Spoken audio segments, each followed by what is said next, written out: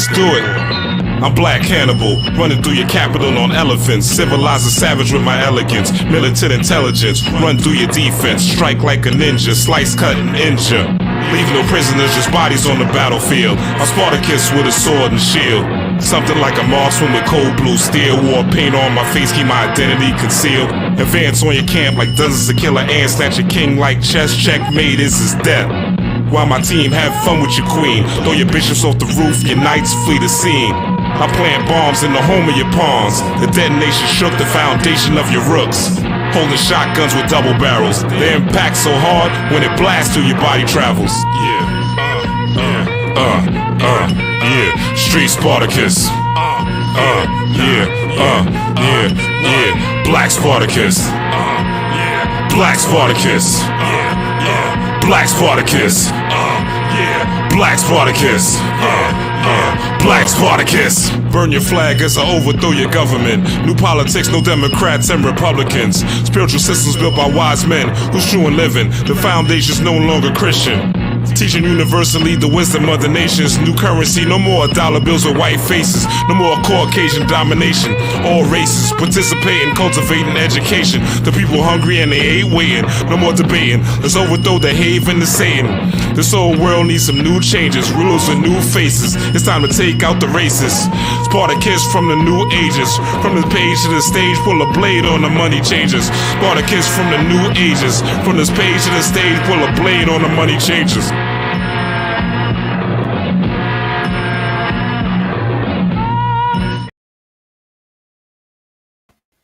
Peace, power, and prosperity. What's going on? Rob Blackstorm in the building. Welcome, everybody. Thank you for taking your time today, tonight. Spend it with me. We got some people in the building. Let's shout them out. If you are here, step in. Peace to Vanita in the building. Peace to Naturally Natured in the building. All right. We're going to have a great show tonight. If you are new to the channel, please hit the like button. I talk about everything from occultism to metaphysics to quantum physics to spirituality to esoteric science, right? I run the gamut here. I study a lot of different things, and what I try to do is bring things that I have used and that I have seen or have downloaded from the ethers to the people, and hopefully it'll help you grow and develop and strengthen your spiritual abilities, because you are the magic, you are the bag, you are the money, right? You are here as God on earth if you so embrace your destiny. So that's what I'm here to do. Personal spiritual development, man, though thyself, right? And that is what we are here to do. So what I am going to talk about today, I am going to talk about Papa Legba being Santa, right? Now, this particular download came to me as I was watching the Tory Lanez and Megan Thee Stallion trial. No, I'm just kidding. I ain't watch it. But I did see the verdict, right? And a lot of people were going at it. And I'm kind of using this as a buffer before I get into the slideshow. But, it's interesting. We talk about MK Ultra, right? The Monarch program where they used LSD. Basically, MK Ultra, they used LSD and ran different experiments to see how they would be able to manipulate the soldiers, right? And how they could use mind control tactics. And they figured out how to use mind control tactics on the general populace, right? So MK Ultra is a thing that people talk about a lot in the so-called conscious community, right? Or the spiritual communities. And it's called like a boogeyman, so to speak, where people are very scared of MK Ultra. But if you look at this Tory Lanez, Megan Thee Stallion thing, when Tory Lanez and Megan Thee Stallion verdict happened, right? It was literally through the winter solstice. The winter solstice is soul is sun, stis is still. So the solstice when the sun is still. It's from the 21st to the 24th, the 3 darkest days of the year, right? The Megan Thee Stallion, Tory Lanez verdict, where Tory Lanez got found guilty, was on Friday, which was a Capricorn new moon and in the middle of the winter solstice. So when the most darkness is here on the land, your body literally is producing more melanin or more melatonin, I should say, right? Melatonin, dopamine, oxytocin, and endorphins, right? Meaning you literally have more spiritual abilities, right? Everything comes from the dark out. Everything comes within out, right? Things don't come from the outer in, right? The person who made this laptop, this microphone, was first created in their mind and then it manifested here on earth, but it first started as an idea.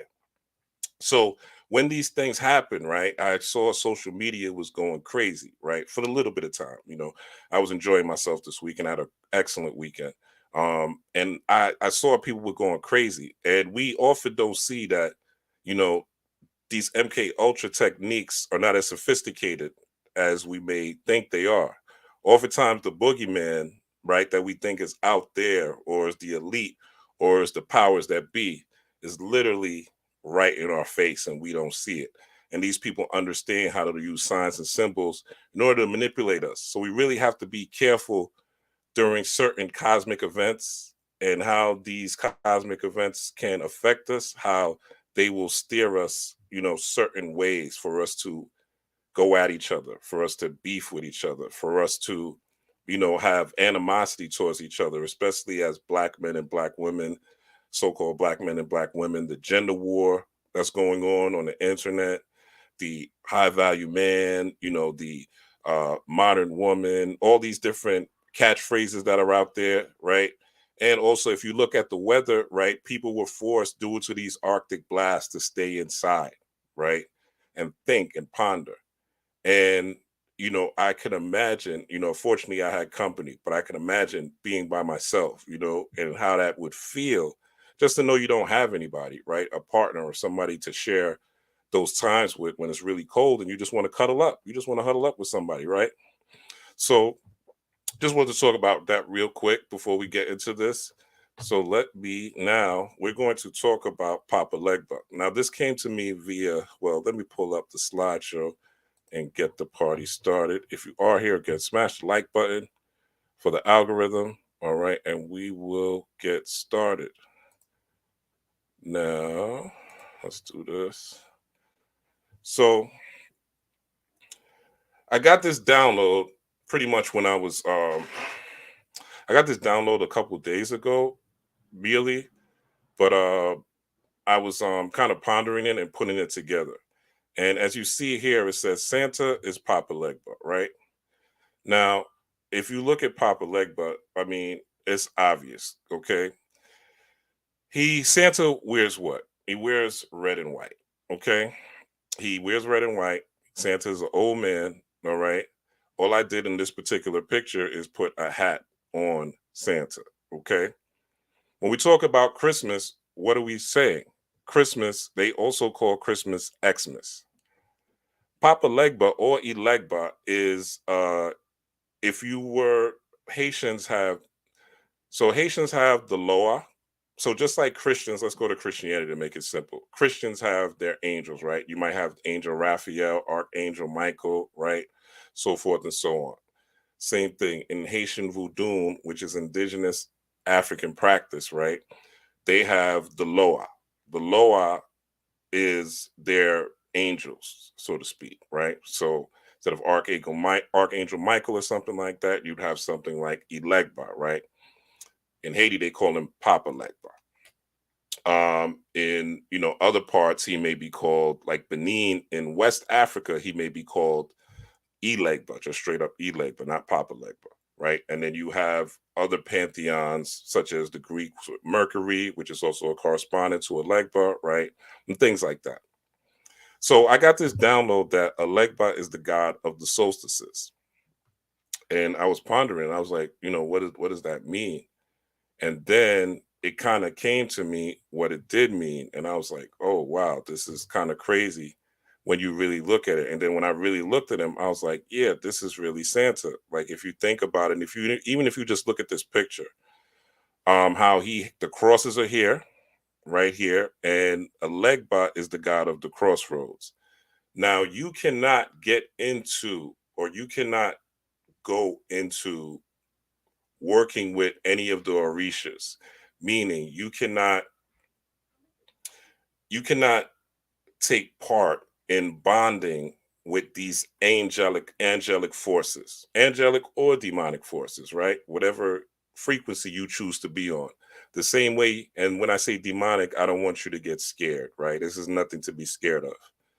The same way you could get angry, right? The same way that people are manipulative, right? The same way, you might go to your girlfriend for a man binding spell. Not saying that you are. I'm just saying this is what happens, right? That's manipulative. You're trying to put somebody under slavery, right?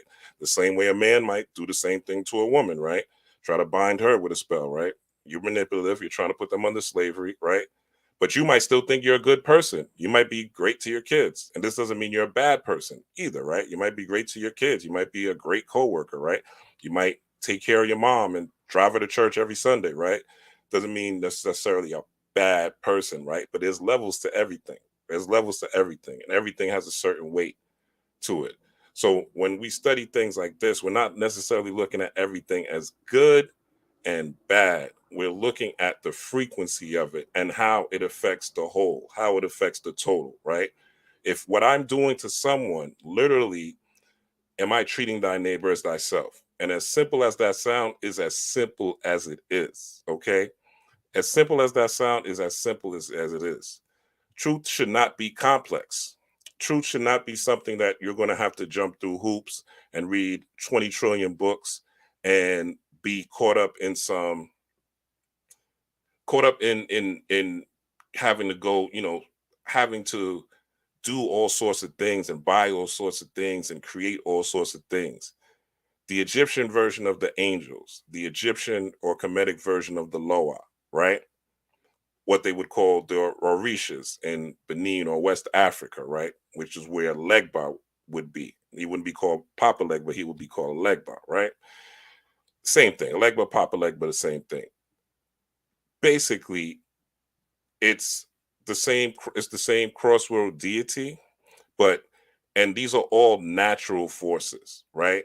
Anger is a natural force. You see it in the animal kingdom, okay? All the time. You see anger in the animal kingdom, the same way you see happiness in the animal kingdom, the same way you see joy in the animal kingdom, the same way you see brutality, right? The same way you see love, right? All these different things that we as humans, right, us in this meat suit deal with and exhibit on a day-to-day basis are the same things that are exhibited in nature. So the natural is the Netaru, it is the Loa, it is the Orisha. These are all deities that deal with nature itself, that deal with the natural world. So it's nothing to be scared of. It's nothing that we have to run from. It's nothing that we have to deal with. If you're, you could be like, look at it this way, since we're dealing with Big Papa Legba, right? He's a deity that deals with dogs. We'll get into that. But the same way you could be scared of dogs, right? Somebody might be scared of a dog. Another person might just love that dog and want to pet that dog that you're totally scared of. So it's the same way with energies that you use in nature when you're working with a Netaru, a Loa, or you're working with an Orisha. You're working with a spirit that governs a certain part of a natural exhibition of your spirit. These are different aspects of your spirit, right? A snake spirit is going to be way different than the spirit of an eagle, right? Or it's going to be way different than the spirit of a pig, right? Or scorpion spirit is going to be way different than the spirit of a dolphin, right?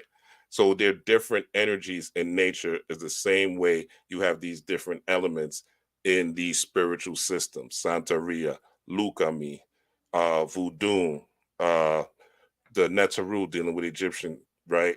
Uh, all these different spiritual systems have their ties to nature, and this is why the powers that were always try to take you away from nature. Remember in 2020, you didn't see the news talking about wanting us to go and take herbal supplements or start drinking sea moss or start eating more kale, building up the vitamin D in our bodies. They didn't start telling us about taking sea moss, which has 108 natural elements that are vital to us melanated beings that will keep us energized and keep us in good health and good standing and homeostasis. The news didn't tell us any of those things. They told you to go to the doctor, right? They told you to go to the white coats, right? They told you to go get pills. They told you to go get a shot in your arm.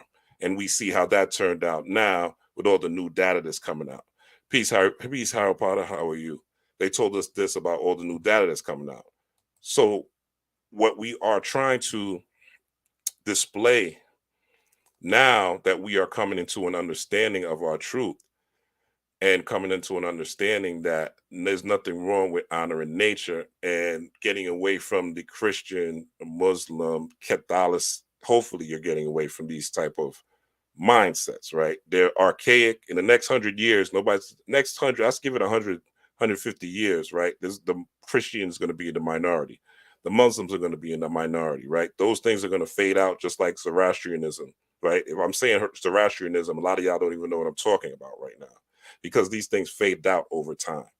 So this is the foundation of what I'm talking about. So when I'm saying Elegba is the god of the solstices, this is a natural event that occurs in nature that we could utilize in order to propel ourselves in some way, shape, form, or fashion, right?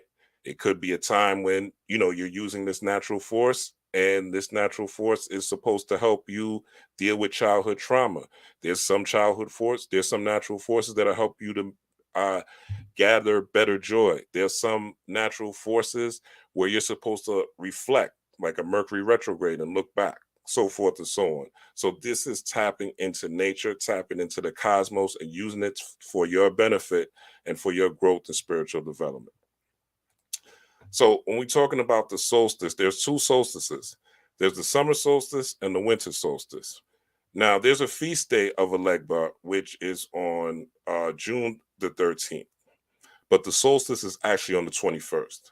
So the download I have, for people who know about this, the download that I have and I was told to give to the world is this.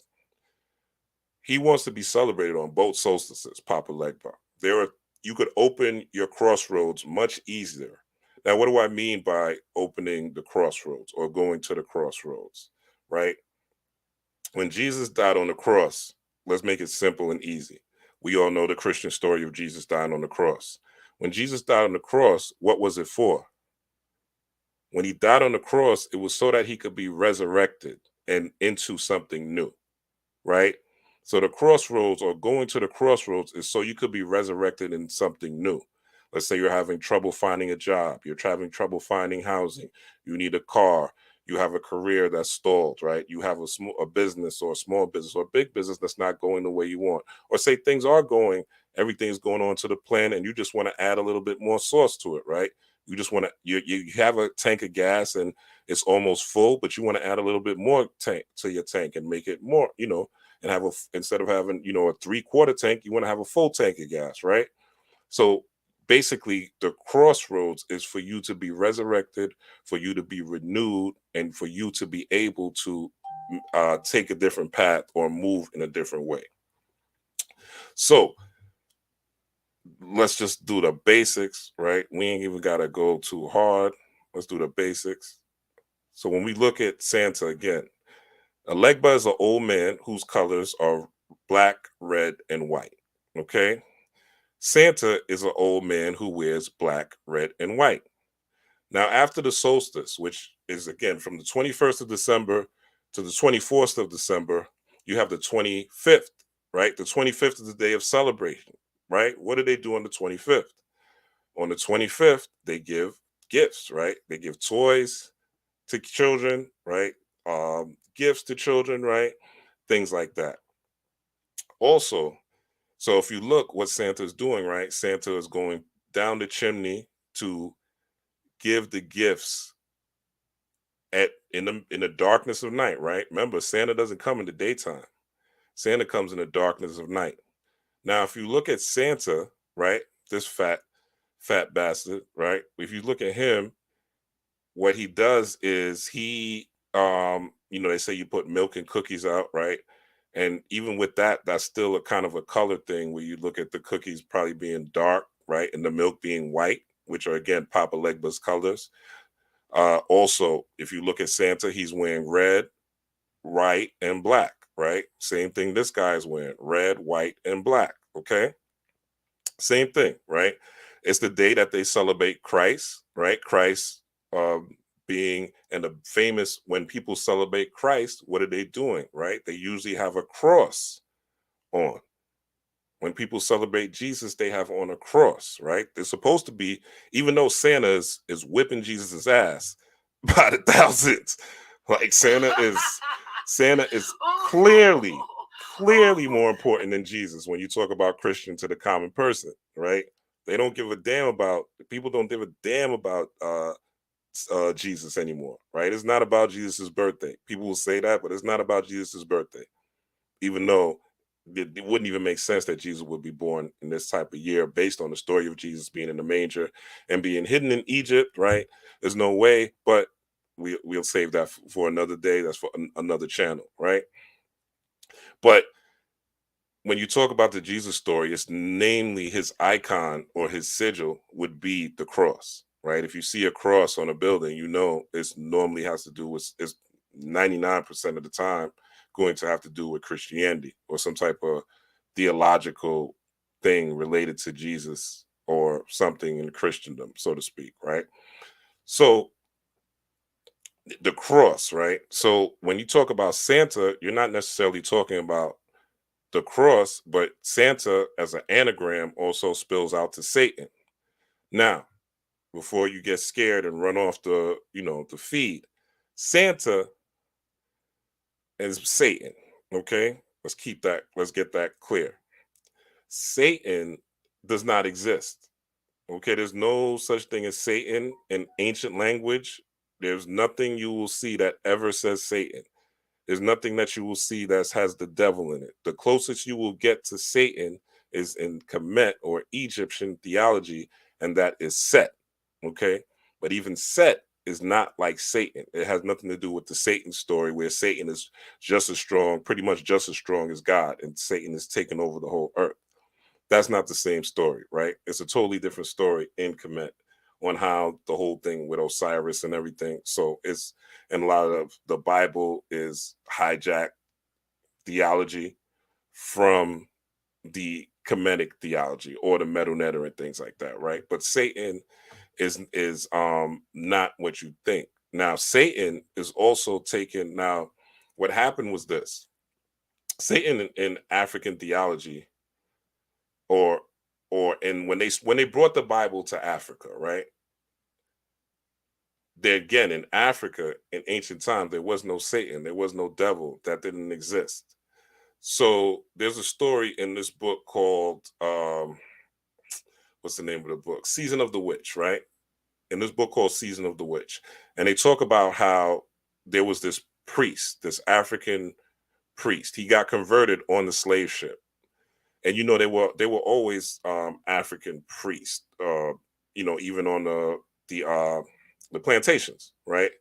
They had preachers that were preaching the gospels, right? Keeping the slaves in line. So it's the same thing. He was a preacher on the boat, keeping the slaves in line. And he was one of the preachers that were traveling back and forth. So he was always on the ship.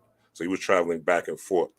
So he was led to commission the creation of a Bible for Africans when the missionaries started to come in. And what he did was, in order to make sense to his psychology, right, or for his to make sense to other people's psychology, is they made a Legba, which is also known as Ishu, Satan, right? So this person, Santa or Satan, is a Legba or Eshu. Now, not the Satan you're thinking of, right? A Legba is considered a trickster, right? And when people talk about a Legba being a trickster, they get scared, right? Who wants to be played tricked on? Nobody, right? But Elegba's tricks are not the tricks that you think of, right? Elegba's tricks are more to see if you are worthy of the things that you are asking for. For instance, you say, okay, I want a new job. All right. I'm in poverty. I'm struggling. I need a new job. I need a new career. And you know what happens, right?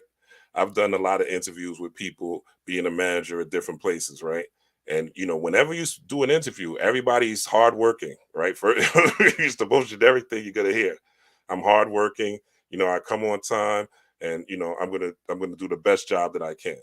Those are things you always hear. People are always gonna do whatever it takes to get the job when they're doing the interview.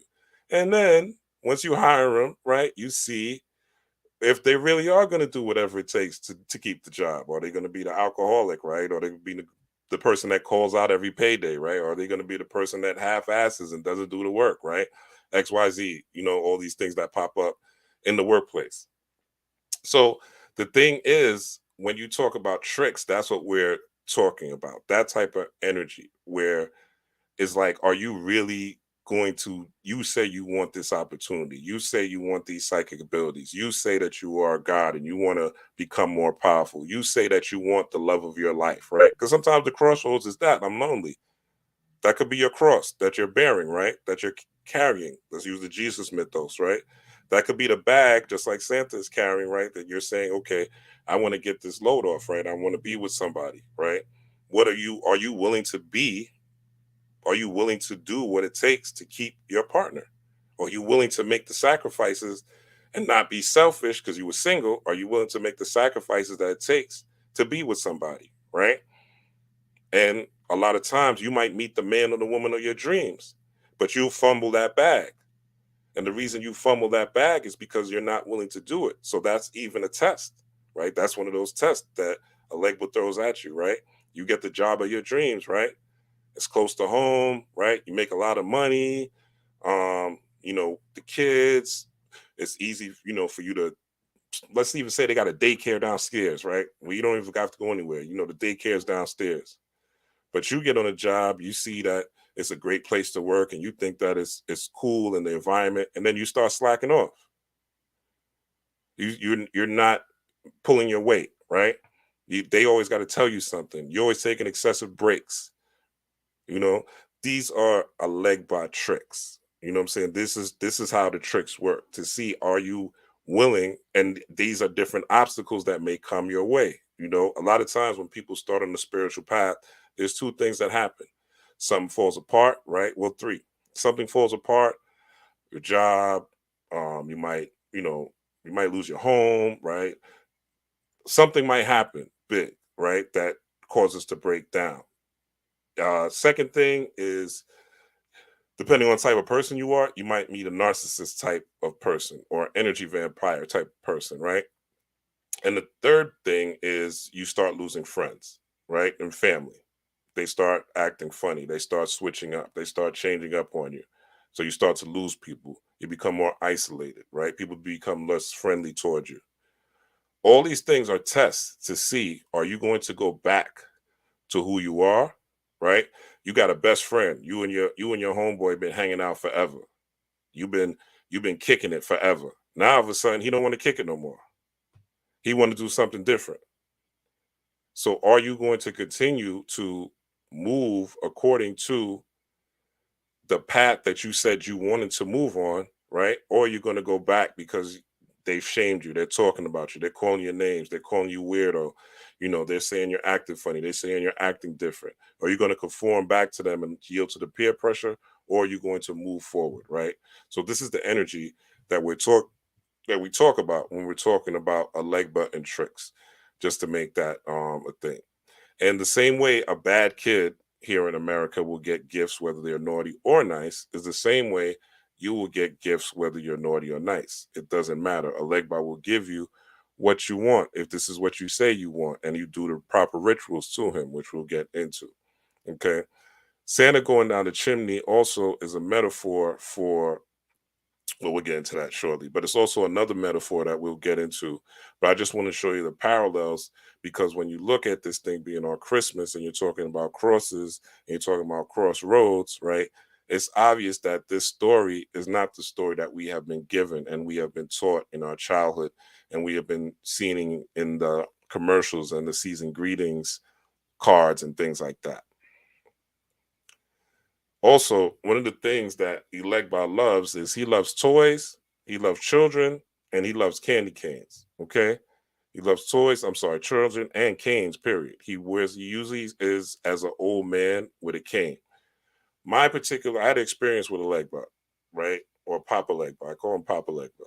I had experience with Papa Legba. My experience with Papa Legba was not through books. I had a dream, and in my dream was a lucid dream. And in this lucid dream, what happened is I was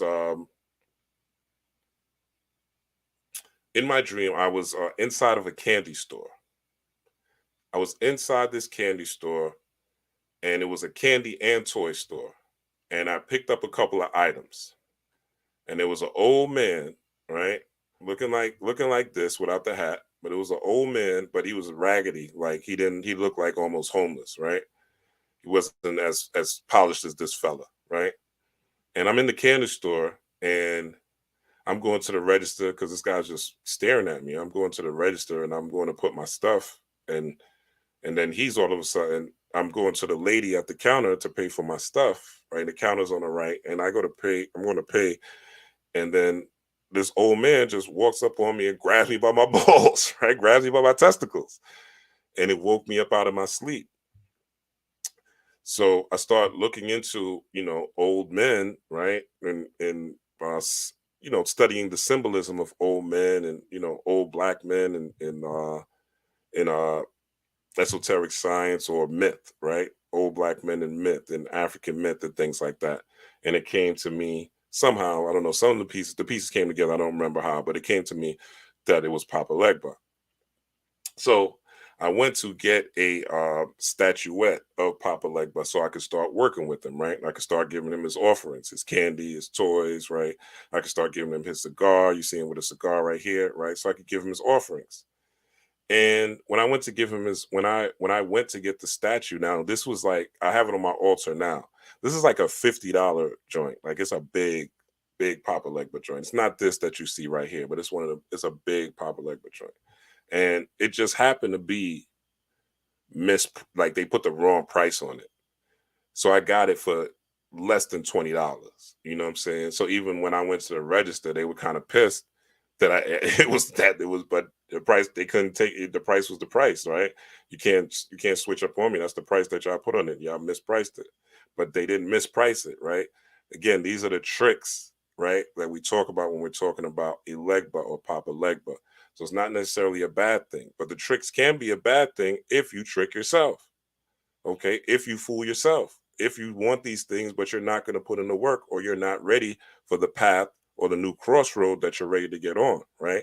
A lot of people think of the crossroads and they're talking about some shit from Bone Thugs and Harmony, some mystical outer space crossroad. It's not that. This ain't that. This is a crossroad that you're going to take, that you're going to cross or bear your cross to resurrect into something new, to do something new, and you're willing to make the sacrifices, right? You're willing to have a new mindset in particular to meet the new challenges that will come up ahead. So as I said, he likes toys, right? He loves children. Elegba loves children, which is another theme of Christmas. All right. Christmas is, of course, all about the children, right? As adults, yeah, you might swap gifts with a loved one and things like that. But a lot of times, you may not even get a gift as an adult. But 9 times out of 10, if you're a child and you have a parent that loves you, they're going to get you a gift around Christmas. Some people celebrate Kwanzaa, but generally around this time of year, children get gifts. Okay, it's a thing that happens. Adult gets gifts. They exchange gifts. It's the things that happens, right? So, but really, it's the focus is on the children, not the adults. The focus is on the children. So he loves children. So this is just another significator or another correspondence that shows you that a Legba is created or related to Santa, not just essentially by the look, which is undeniable with the color scheme, the red, white, and black. He has black boots, again, red and white, and he has black boots if you look at this full picture. So it's the same dude, right? Just a carbon copy. And the 25th being a day where they would celebrate Christ or the resurrection of Christ, where again, the crossroad is a resurrection of you on a new path. So if you look, this is also just him again on top, right? This would be one of his items, which would be a coconut. And you could paint a coconut red and black in order to honor him, in order to celebrate him, just a way to tap into that particular energy. And this is also a good energy to take into the new year. Like I wish I knew this years ago when I started working with him. You know what I'm saying? In 2017, when I started working with Elegba, I wish I knew this, that Christmas was really his time. And this is the danger of this society. This is the danger of American religion and American psychology, because it demonizes you to think that your melanated science, this is a science, this is a mathematics science. When you're looking at this type of this deity that's been venerated for thousands of years by many of your great grandmothers and grandfathers, right? On, many people in your bloodline, and they tell you to tap into this white boy Jesus, right? Or this Arab Muhammad, who've only been around for a couple of hundred years, maybe 1,000 years or so, right? Christianity is about 4,000 years old, but you have these religions that are millions upon millions of years old, hundreds upon hundreds of thousands of years old, that are way more powerful, that are way more effective. You know what I'm saying? That caused us to build pyramids and have these higher societies and have these societies that strive for thousands and thousands of years, right?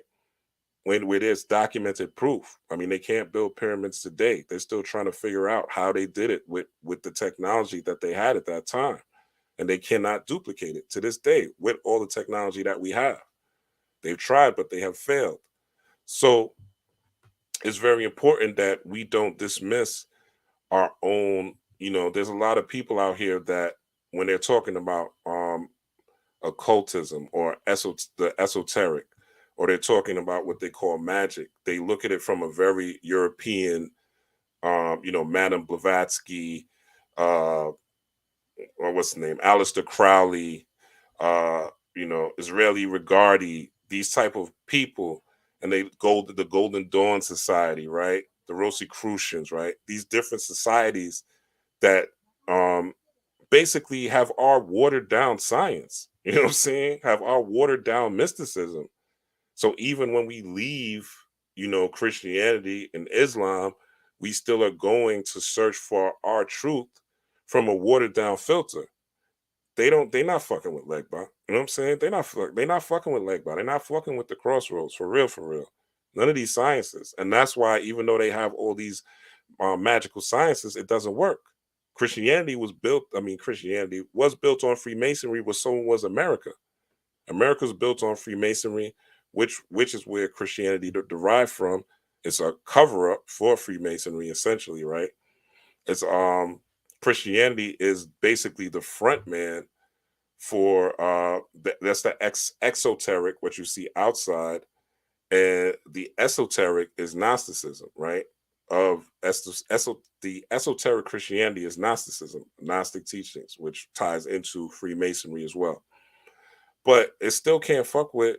It's not gonna fuck with Elegba. It doesn't fuck. It's not gonna fuck with Oshun, right? It's not gonna fuck with Ogun. They can't fuck with this, for real, for real. None of these other deities can fuck with these deities. Fuck with these gods. They don't have the time. You know what I'm saying?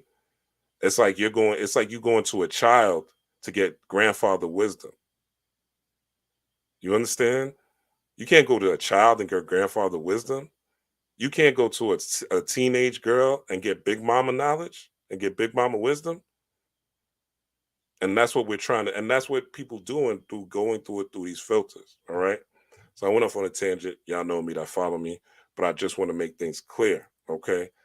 I'm not knocking anybody for whatever path they're going on, but I will say don't neglect your own ancestry's path, right? Don't look down on your own ancestors and their books, their teachings. P.B. Randolph is the father of all these, European occultists. They all pretty much, most of them took their knowledge from him and stole it, right? He was a master. It's P.B. Randolph is a black man, okay, who was here in New York City. P.B. Randolph is where the character Doctor Strange in Marvel Universe comes from. They don't talk about P.B. Randolph like that. You don't even see a lot of melanated people talking about P.B. Randolph when they talk about esoteric occultism, right? Hidden sciences. This is a science. This is mathematics, right? This is when you put two and two together, you create four, right? It's not hard to do a Legba ritual, which I'm going to give you at the end of this video, and you start to do it when you do it on Wednesday. You could do it Monday. If you're in the West Coast, you could do this ritual that I'm telling you today. If it's Monday there, if it's not Monday, don't do it today because you got to follow the rules, okay? But you could do this Wednesday evening, All right. You could also, which he told me to tell the world. So I'm telling y'all that's following this. Okay. You could do this ritual on Wednesday evening as well. So let's get into it. So he likes children, okay, which is and he likes canes. Papa Legba is an old man. He uses a cane to walk, right? It's a symbolism of basically wisdom, and also actually in Christmas, okay, they use candy canes. They tell you to put the candy cane on the tree.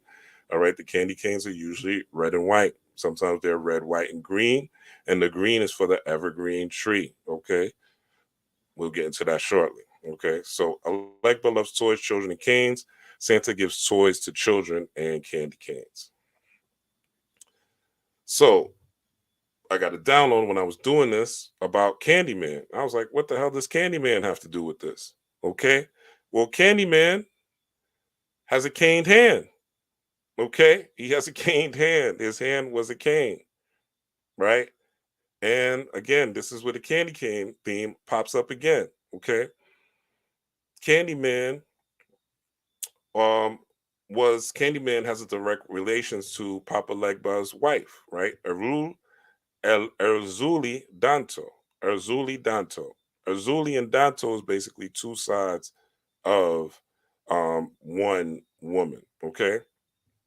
And you may have seen this. This is also called the Black Madonna and Child. Okay. But Azuli is different because she has these scars on her face. Okay. She has these two scars on her face. Not really going to go into Erzuli today because I kind of just I wanted this to be a 4-hour video. Y'all know me. Y'all know how I get down with these breakdowns. All right. But Erzuli is Elegba's wife. Never take what I give you. You know, always go and do your own research and do your own knowledge, but she's a mixture of the Orishas, Yemaya and Oshun. So basically, Elegba has two wives, right? The two wives are Yemaya and Oshun. What does that mean? Is this like, polyamory, right? Are they like swinging, you know what I'm saying, in the astral world? Nah, that's not what we're talking about. What we're talking about is these two deities being Yamaya dealing with the water element, the motherly aspect, the element of devotion, right? Where water is formless, it could be in all things, where you're born in amniotic fluid, right? That aspect. And then, so that's the Yamaya aspect. Then we're going into the Oshun aspect, where we're dealing with joy, where we're dealing with fertility, where we're dealing with fun, where we're dealing with visualization, and we're dealing with the imagination. So if you look at the colors, you see the blue for Yamaya, you see the yellow for Oshun mixed in there, right? And then again, you see the child, right? Again, this is the Isis and Heru. So you see the child, right? Which again, back to Papa Legba, right? He loves children. Okay. So this is the child or the son of man. On the 25th, after the winter solstice, when the sun is standing still literally for 3 days and the earth is in darkness, so to speak, those are the darkest days of the year, or the shortest days of the year, or I should say, where the most darkness is prevalent. So the 25th, the 26th, and so on, up until the summer solstice, the days start to get brighter and brighter and brighter and brighter and brighter, right? So if you've done work, spiritual work during the winter solstice, as far as your meditations, right? You did what you had to do, stayed in the house, doing your visualizations, planting your seeds as a wise farmer. For when the spring comes, right, you should see an abundance of these things start to manifest that you have put into orbit. So today would be a Saturn celebration, right? The Greeks had Saturnalia, right? We're not going to go into Saturnalia again. I'll be here all day. But the Greeks had a festivities called Saturnalia during this time, right? It's the same type of celebration, but this celebration would be again the opening of the crossroads or the resurrection of you, right? Which is a resurrection literally of a body part, right?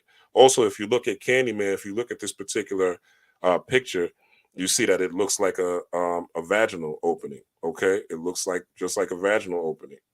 Okay, and this hook again is that candy cane.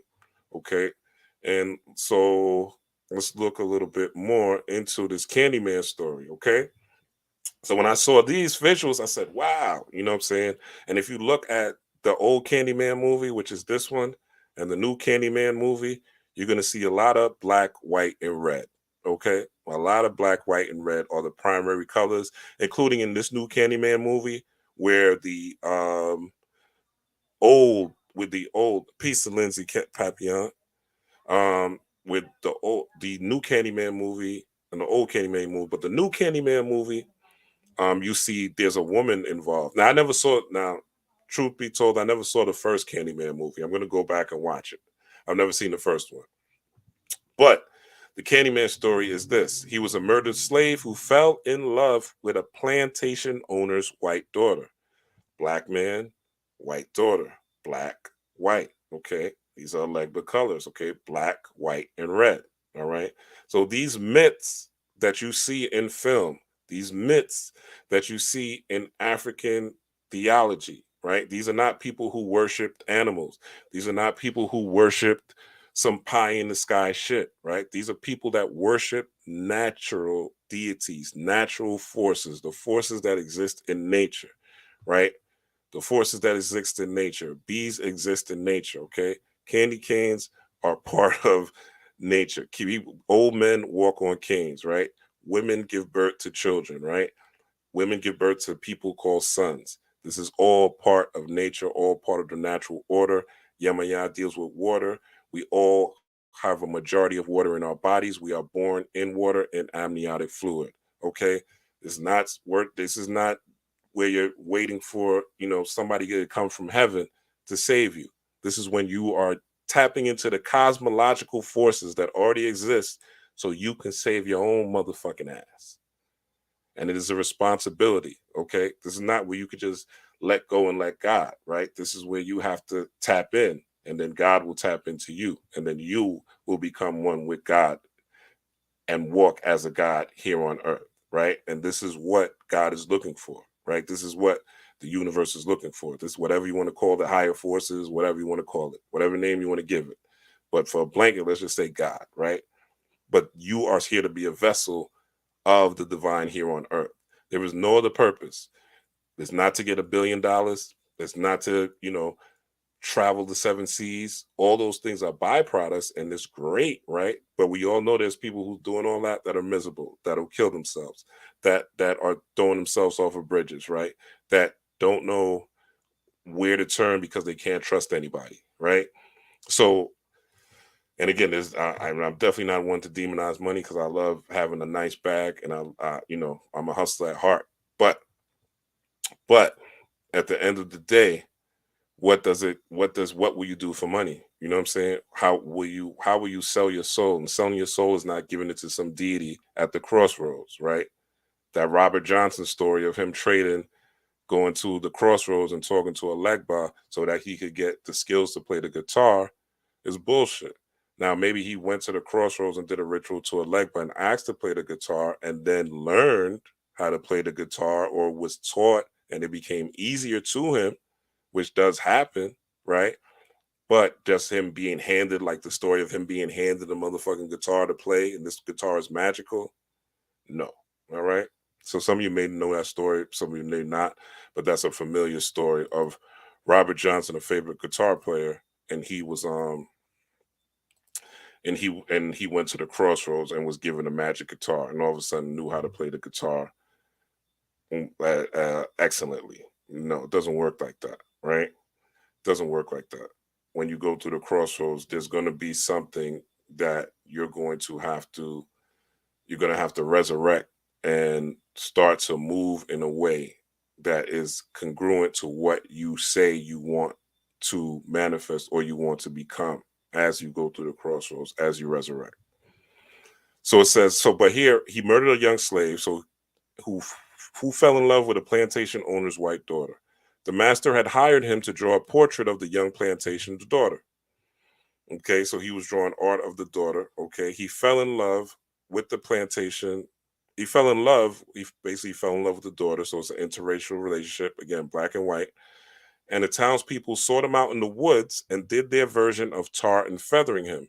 They slathered him with honey and sticky substances. The bees flew in after honey, and that is what the attraction to candy and sweets. They also cut off one of his hands. So that's the story of Candyman, right? So Candyman, again, I said, is a Legba. the hook or the cane on his hand is the same candy cane here.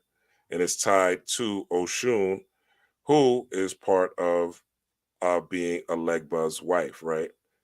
And Oshun is also called Het Heru in the Egyptian pantheon. Now, these are deities that again deal with joy, but that doesn't mean that all these deities, all these people on the pantheon, right, from Ogun, Oshun, Elegba, Heru, Orset, Isis, Yemaya, Ma'at, all these forces, just like forces of nature, have a light side and have a dark side. Water can be calm, water can be very vicious. Okay. Water can be calm enough for you to float on it and have fun. But water could also drown you, especially seawater, if it is at, depending on what's going on in nature, right? It could also you could be carried away from the beach and carried into the deep blue sea. So nature has its ups and it has its downs, just like you. So every one of these forces has a light side and a dark side, what you would call an angelic side or a demonic side, just like your ass. No different. Okay. So Candyman, again, I didn't see the first one, but in this one, Candyman was basically a person that was just, right. He went after racist in the new one. I still see the new one. He went after racist and people that were evil in the new one. And it's basically that energy of these two women, right, going to perform justice, right? And ultimately, Papa Legba's energy is really about justice, but he just doesn't want everybody to climb the ladder, right? He just doesn't want everybody to have access to the gods. You have to show that you're worthy of getting certain spiritual powers. You have to show that you're worthy of attaining certain spiritual gifts, and there have to be tests. Just like going to school, right? How do you know if you know your ABCs? You have to be tested, right? How do you know certain things in social studies or math? You have to be tested. Once you're tested and it's proven that now you move on to the next level, right? Now you move on to the next level. It's like what's that movie by Bruce Lee? I forget. It's seven something. It might be seven something. But basically in the movie, and I might even be saying the wrong name of the movie, but it's a movie where Bruce Lee is training and he's going through these different levels until he reaches the master. And this is with any basic video game, right? Where you go through different levels and you fight a boss, and the first boss might be weak. And once you beat that boss, you go to the next level, and the second boss is a little harder, right? And the third boss is a little harder. And if you look at your life, you'll see that you've had, especially you're alive, you're watching this, you'll see that you've had these moments in your own life where you've had different challenges that you've overcome. And these different challenges that you've overcome have made you stronger. And those are your crossroads, okay? Those are the things that resurrected you. Those are the things that renewed you. Those are the things that caused you to come out of your tomb. Even a bad heartbreak, right? Them heartbreaks, you be in a fetal position, crying and boohoo crying, and for 3, 4, 5 days, can't eat, can't sleep. I miss my baby. Where's my honey? Right? That B energy, that Oshun energy. Okay, where's my honey? I miss her, I miss him, right? But then eventually you come out of that tomb, right? You resurrect. You have new knowledge. Hopefully, if you looked at it as a lesson and didn't just blame the other person, you looked at it as a lesson. And just like he's doing here, you looked into your heart. Okay. You were able to dig into your heart and find the honey in the experience. That's another Oshun trait, right? Finding the honey, which people don't talk about. An Oshun or Het Heru trait, finding the honey in the experience, finding the sweetness in the experience. Oshun is all about the sweet waters. Okay, so finding what was sweet about the experience for you. What did you gain? What did you benefit? Yeah, this person was trash. Okay, they was this, they was that, but you was with them.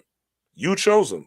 You know what I'm saying? You didn't say, "Oh, I'm not going to choose, Tyrone from the block who was an asshole and this and this and that." You chose him. You said, "I'm going to sleep with him." Vice versa. You get with Taniqua, you know what I'm saying? The baddie with the big booty, right? And all of a sudden she does you dirty or whatever and cheats on you with your best friend Sammy. You can't just blame her. You have to figure out what it was in you that chose Shaniqua. What benefit did you get, and what lesson did you learn from when you meet the next woman? That's the sweetness of the situation. Okay, that's finding the honey in the situation. All right, that is the cane. Okay, the cane is a representation of wisdom. Okay, he's an old man who has a cane. You can't see it here, but he has a cane. Okay, that's a representation of that wisdom, of that sweetness. Let's keep going. Hopefully that made sense. Peace to Legend Usher. All right. Shout out to y'all in the building on a late night. All right. I'm already an hour in. Y'all know. See, I be trying to do these in an hour, and I always, I always keep. I'm gonna get better. We're gonna wrap this up in 2 hours, though. I promise. Let's keep it moving. Hopefully that made sense to y'all, though. Let's keep it moving. So again, another correspondence to him going away from the Candyman, and just him being the Candyman again. Oh, let me tap into this real quick. Just him being the Candyman, and Papa Legba, one of his offerings being candy. Okay, how kids love candy, right? The innocence of a child, right? Childlike innocence, right? Going back to Christ consciousness, all right. Which would lead into this slide, all right. So this is again the crossroads. We've talked about the crossroads and extensively, so I don't want to keep drilling that, right? But you see, the key, right, is understanding the crossroads is about resurrection. The crossroads is about transformation, and the crossroads is about working, to develop whatever skills you need to transform, and doing and sacrificing whatever it takes to transform. Black and white is always is also the color of yin and yang. Okay, so you see he has black and white here. It's also the color of yin and yang, and red is a color of Mars. It's also a color of the root chakra. It's also the color of security, right? And action. It's an action color, right? It's Mars is a planet of aggressiveness. It's a warrior color, right? If you saw the movie 300, right, they were wearing red, right, or crimson, right? So these colors of red and white are dealing with change, right? Active change, active transformation, going to the crossroads. Where they say in the myth of Jesus, he walked with his cross, right? He walked with his cross to Golgotha. Golgotha is this, okay? This is Golgotha right here, where he was quote unquote crucified on the cross. Golgotha just means the skull. It literally just means the skull. Okay, that's all Golgotha. If you translate that from the Bible, it's translated as skull. So your brain, as it says in the Bible, be ye renewed, right? Be ye renewed in the mind of God, right? You have to change your mindset. Another aspect of Papa Legba is Papa Legba's always talking, right? He's a chatterbox. He's a slickster. He's great with speech, right? I went on a mushroom trip. Shout out to the psilocybin. Shout out to the mycelium network. Okay, shout out to the mycelium network, for real, for real. I went on a nice mushroom trip last night. Me and Papa was building. I didn't know who was going to come. I didn't know if he was going to come, but he came. I didn't ask. I just asked for it to heal some things that I had going on in my personal life, and healed the fuck it did. All right. Mushrooms are really great if you use them right. A lot of people are using mushrooms as escapism. They're using mushrooms to party. They're using mushrooms to have fun. Nothing wrong with that. Rob Blackstorm did too. Okay. Rob Blackstorm will too. Okay. I'm not against it. But I am saying, just like the crossroads, right? There's a time and place for everything, right? You get the new job, you get the new career, you get the new car that you wanted, right? How are you going to treat it? Are you going to maintain it? Okay, you went through the crossroads. You need a car for work, all right? You did the rituals, boom, boom, boom. Something happens, you get the car. Now what? How are you going to treat the car? You're going to be able to maintain the payments. You're going to be able to pay your car insurance on time, right? You're going to put the right gas in it, right? You're going to make sure you keep water and oil and those things, right? Are you gonna make, these are again your tests. You master that, right? Then the next level comes. Okay, something else will come. You go to the crossroads again, you'll be able to manifest something again. That's how Papa Legba works, right? That's the crossroads. So it's all about what action you take, and the yin and yang is, what are you going to do with it, right? And are you worthy of going to the next level? Are you worried of being able to tap into the Oshun energy? Are you able to be worried of tap into the Ogun energy? Are you able to be able to tap into the Shango energy? Are you worthy of that? Are you worthy of communication with those ancestors? It's a rite of passage. Everybody doesn't go, and everybody's not allowed to embody those particular spirits and use those spirits in different scenarios. You are the God. All spirits are different aspects of the self. You have a spirit when you're going to work. You have a spirit when you're with your children. You have a spirit when you're with your boo. You have a spirit when you go to the movies. You have a spirit when you're driving your car. You have a spirit when you are, I don't know, drinking, right? You have a spirit when you're partying. You have a different spirit for a different time, right? So when you have a different spirit when you're in confrontation with someone, right? Or somebody cuts you off when you're driving, right? Or somebody takes your parking spot. You have a different spirit depending on what's going on in a different situation. Now imagine you have the ability to manifest whatever spirit you want and not be mastered by the spirit that is within you, but you were able to master it and the highest form of that spirit. That's what we're trying to do. Okay. That's being a spiritual master. Okay. Not being love and light all the time. Sometimes you got to be down and dirty like a dog. But if you're doing it in a matter of justice, you're truly being a Ogun, right? You're doing it in justice. Well, not even Ogun, sorry. You're being a Shango. You're doing it because Shango is really a deity of justice, right? So a lot of people fucking with Shango talking about they doing justice and shit backfires because you're not really being just, right? So you might get a temporary thing, but then it backfires on you in the worst way to teach you that you're not really being just.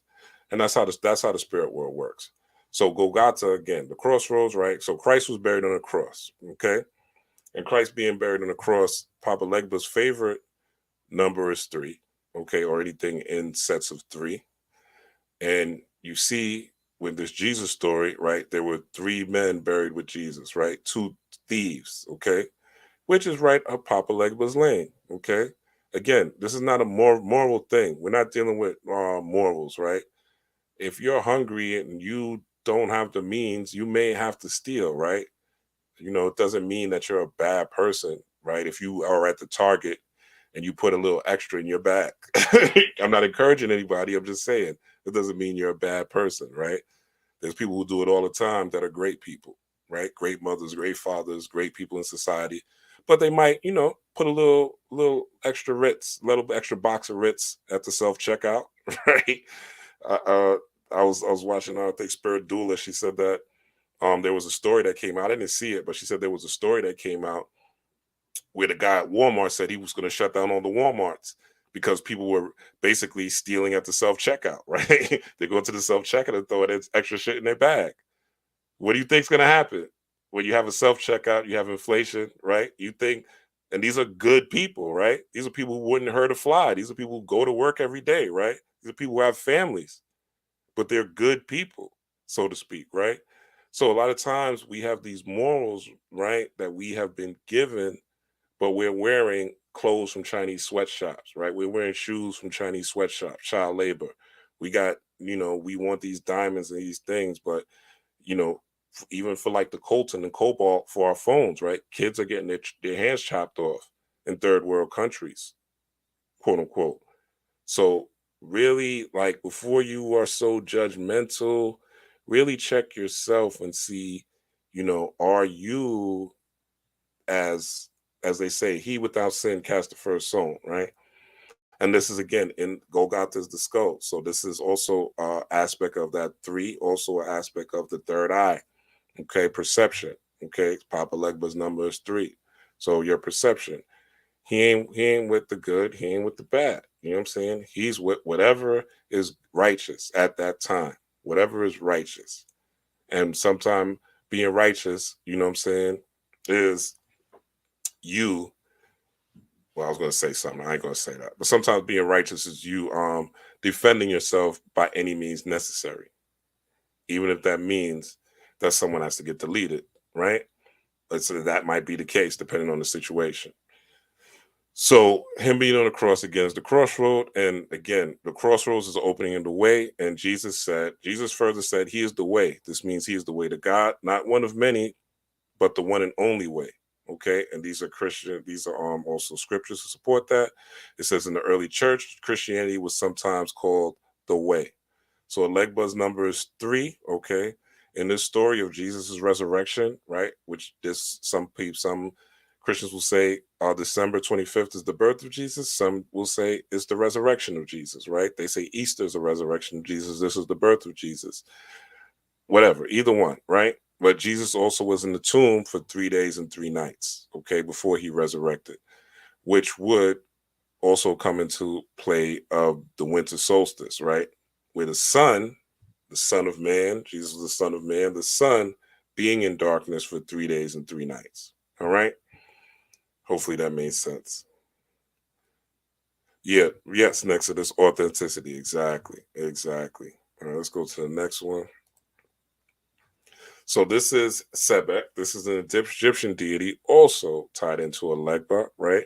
Also, which would be tied into Mercury. We are currently, I believe, either we started a Mercury retrograde. I'd have to ask the Zodiac Queens, or we're going into a Mercury retrograde. But I didn't really check. But Mercury retrograde, if it's not here, it's coming very soon. And Mercury is also tied to a Legba or Papa Legba as well, right?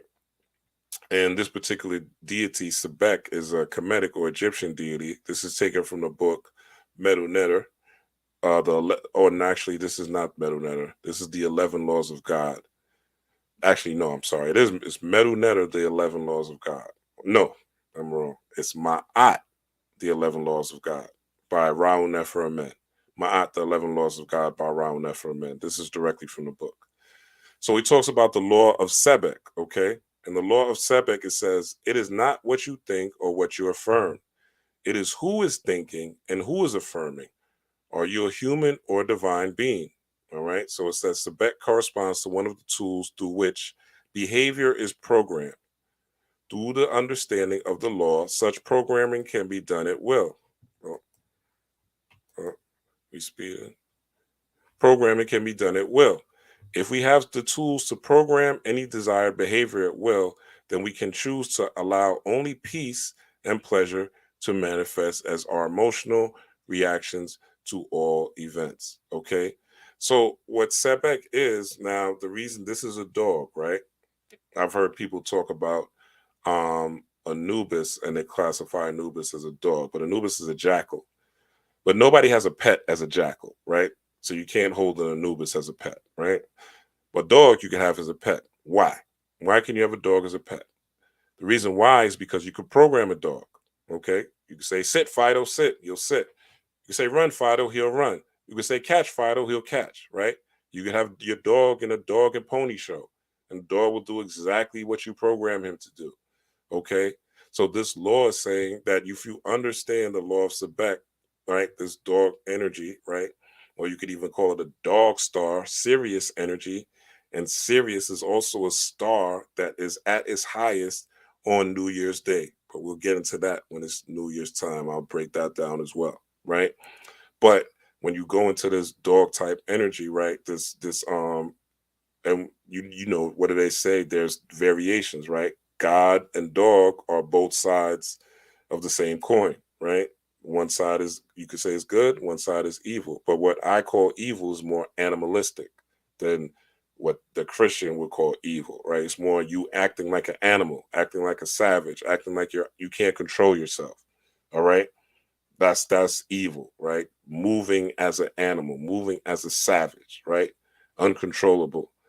That's evil. Or being clever, being cunning, right? Being a trickster, right? That's evil, right? So what the law is, it's not what you think or what you affirm. So just saying I am divine, I am a god, I am powerful, money comes to me easily. I do not, that's it's not enough. It's who is from the mindset of what. Are you a human or are you a divine being? Okay. Do you see yourself as a God? Do you see yourself as a divine being? Do you see yourself as the spirit of God? Do you believe that you have those powers? Do you know that you are everything in the universe? Do you know that you are made of stardust? Do you know that everyone here on the planet is connected to you and you connected to them? Do you understand that you are made of dark energy and everything else is? Do you understand that you are drinking the same water that is recycled, that has been drank and drank by thousands, I'm bugging, trillions of people, right? Do you know your cells have been in existence? The cells, the trillions of cells in your body have been in existence since the beginning of time. Do you understand that you are God? Do you not know that ye are God? Psalms 82:6. Okay. Do you not know that ye are gods? So it's not what you think or affirm, it's what kind of understanding. And again, are you programming these things, right? This is the crossroads. You get these things, you do these rituals, you manifest these things. But what mind state do you have when you go into it? Is it the highest of high or is it the lowest of low, right? And so really, a Legba doesn't trick you, okay? He don't trick you. You trick yourself. You trick your damn self. Okay. Now you may be put in a position where the voice in your head tells you do this and do that, but that thing that you may not want to do may be the thing that leads you to exactly what you need. That thing you don't want to do may be the thing that leads you to exactly what you need. Okay. And most people don't listen to the voice in their own head. They don't listen to their own cross of Golgotha, the skull, right? They're not willing to resurrect their ideas. How many men I know who still have ideas about women based on what happened to them in their high school, based on heartbreak from high school, based on the pain from high school. They've been carrying the same idea about women since high school. You know how many men are stuck in the manosphere and women stuck in men ain't shit, and they have not resurrected from that ideal, and they're still operating in that same way? Do you think these people are going to attract the love of their life? Constantly spewing, constantly programming the same energy, right? Are you a human or a divine being? Okay. So then you do these crossroad rituals. I need a new boo. But you've been talking about men negatively for the last 2, 3 years, right? Ever since 2020, you've been talking about men negatively, or you've been talking about women negatively. This is what you've been affirming as a human, because that's a limit. Okay. You're limiting yourself. Just like a dog. You're being easily programmed by outside forces to hop, jump, skip, fetch. I was watching a clip. I don't even watch manosphere videos like that. I was watching the clip, like one of the shorts, because it looked funny. You know what I'm saying? I'm down to laugh. You know what I'm saying? I was watching the clip of a manosphere video. The clip. I don't watch them shits like that. You know what I'm saying? Do you know since, and this was I think Friday, do you know since they've been routing these motherfucking YouTube videos to my phone for people I don't follow, don't know them, but they've been routing manosphere videos to my phone. That's some Sebek shit. Okay. Programming your mind like a dog. Okay. How many of us have thought as a kid that George Washington was a good person? Right. I'm talking about President George Washington, right? He was a good person and he would never tell a lie, George on the cherry tree, right? Or you may have thought Jesus was going to come save you, even though there was slavery and the scamdemic you went through, but people still think Jesus is going to come down and save them, right? People think when I get a new boo, that's when everything's going to be great. When I get all this money, that's when everything's going to be great, right? Because I saw the rappers, they got all the money. Look at them at the party. Look at them smiling and laughing. That's when my life's going to be great. When I get the diamond watch, when I get the gold chain, when I get the Paddock, when I get the Louis Vuitton, that's when life's going to be great. When I get to fly first class, that's when I'm going to be great. You don't think you're great now, though, here and now. You don't appreciate the fact that you have Wi Fi and you can watch me right now. You don't appreciate the fact that you got two legs. You don't appreciate the fact that you got two hands. You don't appreciate the fact that you can fucking breathe without a fucking pump. Do you know how many people in the hospital right now would want to breathe without a pump, without being attached to something? You know how many people here in New York has caught that thing that they talk about because they didn't take heed to the warnings in 2020 and didn't change shit? All they did was get a motherfucking shot that doesn't work because they didn't want to change their diet, because they didn't want to go through the motherfucking crossroads. They didn't want to resurrect on Golgotha during the winter solstice. They thought we was weirdos. They thought people like me is weirdos. They've been sending me motherfucking manosphere videos since Friday. I don't watch them shits, but they sending them to me. They routing them to my phone. They're trying to engineer my thoughts. But I know the law of Sebek. So what I affirm is that I am a god and I am above that shit. You understand? I'm above that shit. I'm above me thinking that a woman over 40 is hitting the wall because she's a single mother. This world is infinite. Anything can happen. I'm a god. Anything can happen. But these same people will talk about Scarface and will tell you that the world is yours. Is the world yours, or is it only for yours when you say it is? Or when somebody, your favorite internet celebrity, say it is? Or your favorite life coach says it is? Are you human or are you divine being? This is the crossroads situation. So even though this is about Santa, right? I'm going a little deeper. All right. So you have the tools to program any desired behavior at will. You could choose tomorrow to change who you are. You could choose tomorrow to be a whole different person. Tomorrow. You could wake up tomorrow and say, I'm going to be like this. I'm going to act like this. I'm going to change this. I'm going to do this. And it may take steps, but you could choose it. You know, you could choose it. But there's so many programs that tell you don't change, that tell you fit in the box, that tell you be ostracized. There's so much public pressure, you know.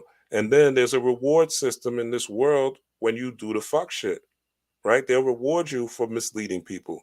They'll reward you for telling people bullshit. They'll reward you for these manosphere, these women's sphere, these men ain't shit videos. They reward you for this shit.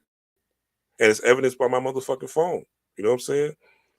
So setback truism, I am well on my way to success because I understand the suggestive power of belief. I reject all negative belief, not some. I reject all negative belief and deliberately and consistently cultivate positive beliefs. Santa gives gifts, right? What's the best gift but having positive ideas and positive thoughts and being at peace no matter what happens? Do you know every time you are stressed, every time you are down on yourself, your IQ lowers by about 60 to 70 points. You literally become dumber every time that you are stressed. Every time that you are angry, that shit drops down to 90 plus points. So you're literally becoming dumber and dumber. You can't even think straight, but you think you're thinking straight because you're angry, you're hot, or you're stressed. You can't figure it out, right? But if you just chose to affirm as a divine being and think positively, right? And cultivate, right? This says cultivate. It doesn't say one day think positive. It doesn't say, okay, it's Monday. I'm gonna do a ritual to pop a Legba and that's it. Or Wednesday, I'm gonna do a ritual to pop a Legba and that's it. No, it's cultivating positive beliefs. Okay. I reject all negative beliefs and deliberately and consistently cultivate positive beliefs. My positive thoughts flow naturally from my being or seer. So a seer is just basically your higher self. Let's make it simple. Your higher self, right? It flows naturally from or seer. This would be Osiris or your higher self. I know that my spirit is essentially unconditioned. Okay. Therefore, whatever belief I take into trance, this is meditation, meditative trance, my spirit will make come true if it is at all humanly possible. This is why any spiritual teacher worth their grain of salt, is going to tell you to meditate. Okay. I came in this motherfucker talking about meditation. Go back to my first videos. Okay. You're going to tell you to meditate. You could listen, do what thou wilt. Okay. Do what thou wilt. I'm not here to tell you what to do with your life. I'm here to guide you what I know works. If you're not a person that is not going to meditate, it is going to be very, very, very difficult to change your behavior. Why? Because the world is working against you. Every time you wake up, the world is working against you. There's billboards, there's friends, there's family, right? All these non playable characters, all these walking dead people out here in the world, right? All these walking dead people at work, all these walking dead people on TV, all these walking dead people on social media, all these things that we get into, right? None of us are living on a farm right now. Most of us aren't living on a farm. And if we are, we're still watching TV. We're still on social media. We're still on the internet. We still are dealing with people. So the world is working against you. And when I'm saying you, I'm talking about the inner you, the true you, the higher self, the God you is working against you because majority of people are sheep. It's just what it is. The majority of people are sheep. But those people that are sheep are supposed to be working for you. They're supposed to be the people that are making things happen for you, whether they know it or not, because they're not doing the work. So unless you're willing to meditate again and go into trance, visualize certain outcomes, okay? I keep going back to this. Die to certain mindsets, die to certain programming, die to certain ideas. Go on your crossroad and reformat and re-envision and use your imagination. Okay, Einstein said imagination is more powerful than intellect. They consider Einstein one of the smartest people in the world, right? So use your imagination. Let's keep going. Santa has reindeer. We're going back to the Santa motif, okay? So Santa has a reindeer, okay? Now, reindeers, these are the antlers, but I really just want to focus on this part, okay? So it says his coat is thin and brown in the summer, okay? And thick and gray in winter, okay?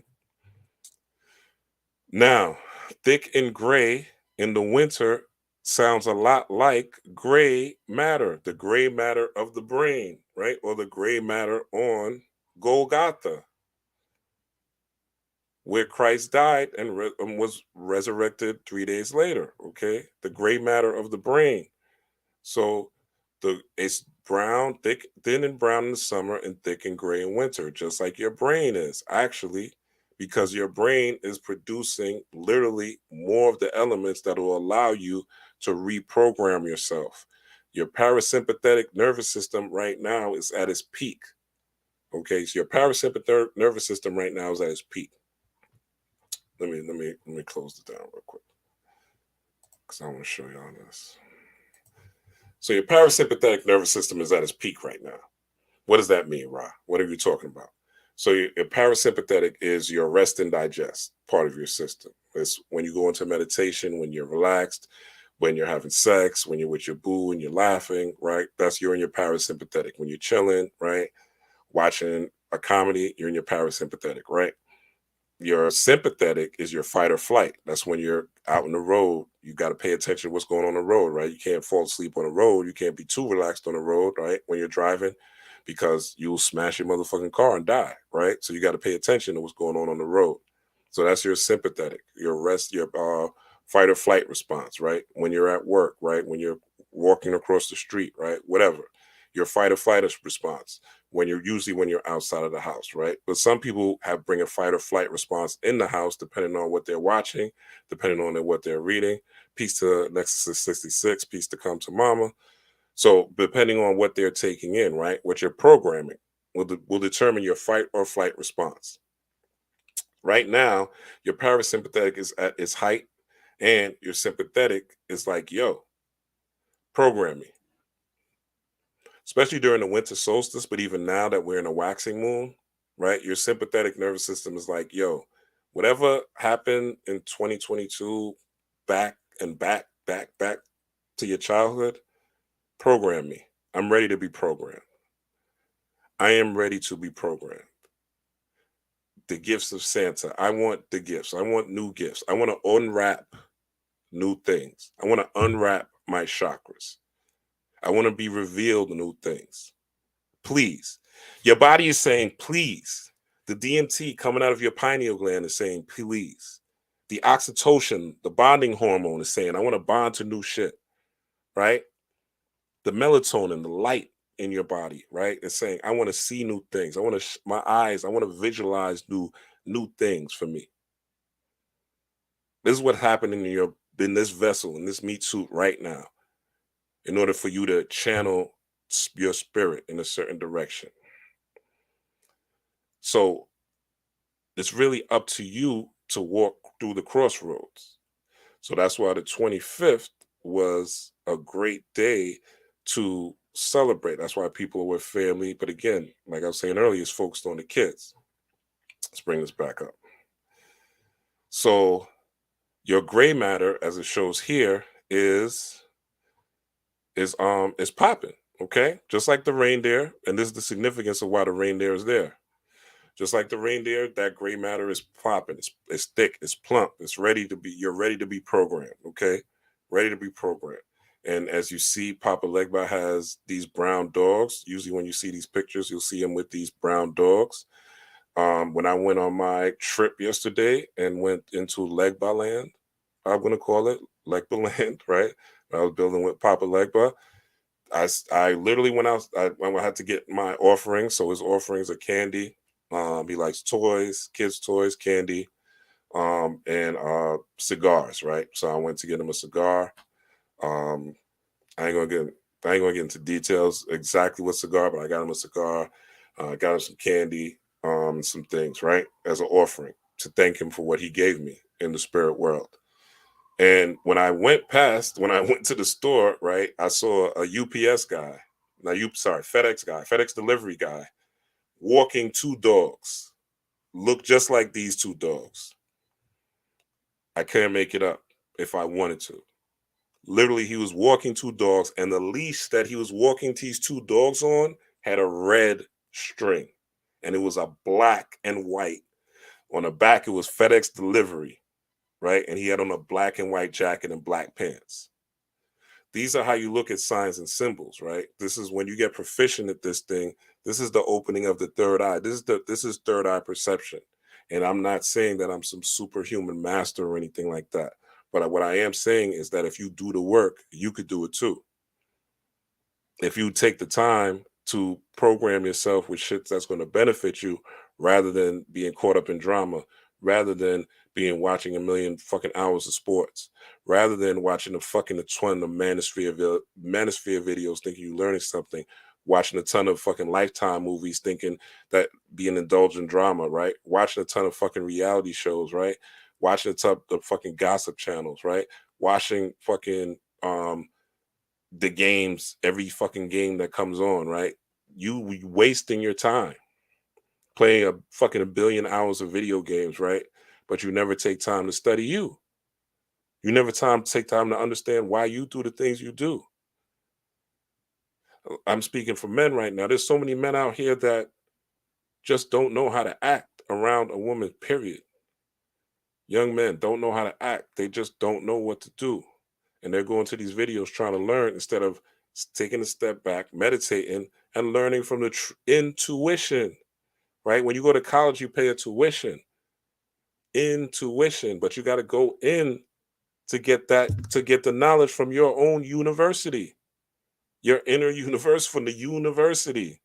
You got to pay the intuition though. You got to go into meditation. It's really look. I wish I could tell y'all. Look, I wish I could tell y'all do 2 snaps. You know what I'm saying? Spin around, click your heels 3 times like Dorothy, and then you go back home. You know what I'm saying? I wish it was that easy, but it's not. You gotta the same way you work for anything else. You gotta work for this, and the rewards are peace of mind. The rewards are you'll start to bring in things that you want. The things that are coming into my life now, or the way they're coming, they're miraculous. They're miraculous. Even me seeing that sign after I went through that mushroom trip into Legba world and I saw the dogs. And then let me tell you else what happened like that. So I saw the dogs, right? I'm walking back home on my block. Guess what? Guy in a red coat, bright red coat, black pants is walking in the middle of the street. If I'm lying, made a whole. I ain't gonna put nothing out, but I ain't lying to you. I ain't got no reason to. You know what I'm saying for real? I ain't got no reason to. Right after I've been doing these rituals and getting these downloads, right? About Papa Legba being Santa. And I told somebody about Papa Legba being Santa, so I have proof. You know what I'm saying? And I say this, most of y'all, I'm not saying y'all, because I love y'all. Most people believe anything people on the internet say anyway. People aren't really doing a lot of research nowadays. So I really shouldn't even be saying this, but I want y'all to know that somebody's telling y'all the truth. Okay? One of us. I have nothing to gain. I ain't selling y'all nothing. No dreams either. All right. Well, not yet, at least. I ain't selling y'all no dreams ever, but other my merch is coming. But I'm not selling y'all anything. I just want the better y'all are is the better we all are. You know what I'm saying? The better you are to your neighbors, the better the world is. You know what I'm saying? This is not some phony utopia shit. This is just what it has to be. It's the time. We all could see it. We all could see the corruption. We all could see people are getting exposed. We all could see these companies are getting exposed. We all are seeing that people in our personal lives are getting exposed. So there's a reason for that, because the universe is trending toward righteousness. The universe is trending toward people treating people the way they want to be treated. The universe is trending toward especially melanated and indigenous people getting back to our own sciences, our own culture, and communicating, not worship. Okay, we don't worship. It's not a worship thing. When you work with Papa Legba, it's not worship. This is you giving offerings to communicate. This is ancestral communication. Communicate. Let me do this. Do this real quick for the 10 of y'all in here. Communication. Okay. Some of y'all got altars, some of y'all got shrines, and y'all putting the water and y'all putting the things and y'all doing all the things that's necessary, right? To work with certain deities, and y'all treating this shit like church. Y'all think this shit is like when you go and put money in the basket, when the basket spins around, you put money in the basket and shit, and you think it's like church. No, we communicated with ancestors. I communicate with ancestors, my nigga. I channel ancestors in real time. In real time. And I have even more tools now since I did what I did last night. And I got some through meditation, right? But if you understand the science of Christmas is that under the pine tree of Christmas pine tree, actually on the Christmas day, there's actually mushrooms that grow under the pine tree, right? Magic mushrooms, psychedelic mushrooms, mushrooms of mycelium mushrooms, right? I'm not advocating anybody to take anything that they're not ready for or they don't think that is for them. But I will say this, uh, mushrooms can pretty much, if you use them at the right, I use them at the right times though. You know what I'm saying? I use them during certain moons, certain times. I don't abuse them. I'm not microdosing every single day. I'm not knocking anybody who does. But I am saying there's a shamanistic way to do this. Okay.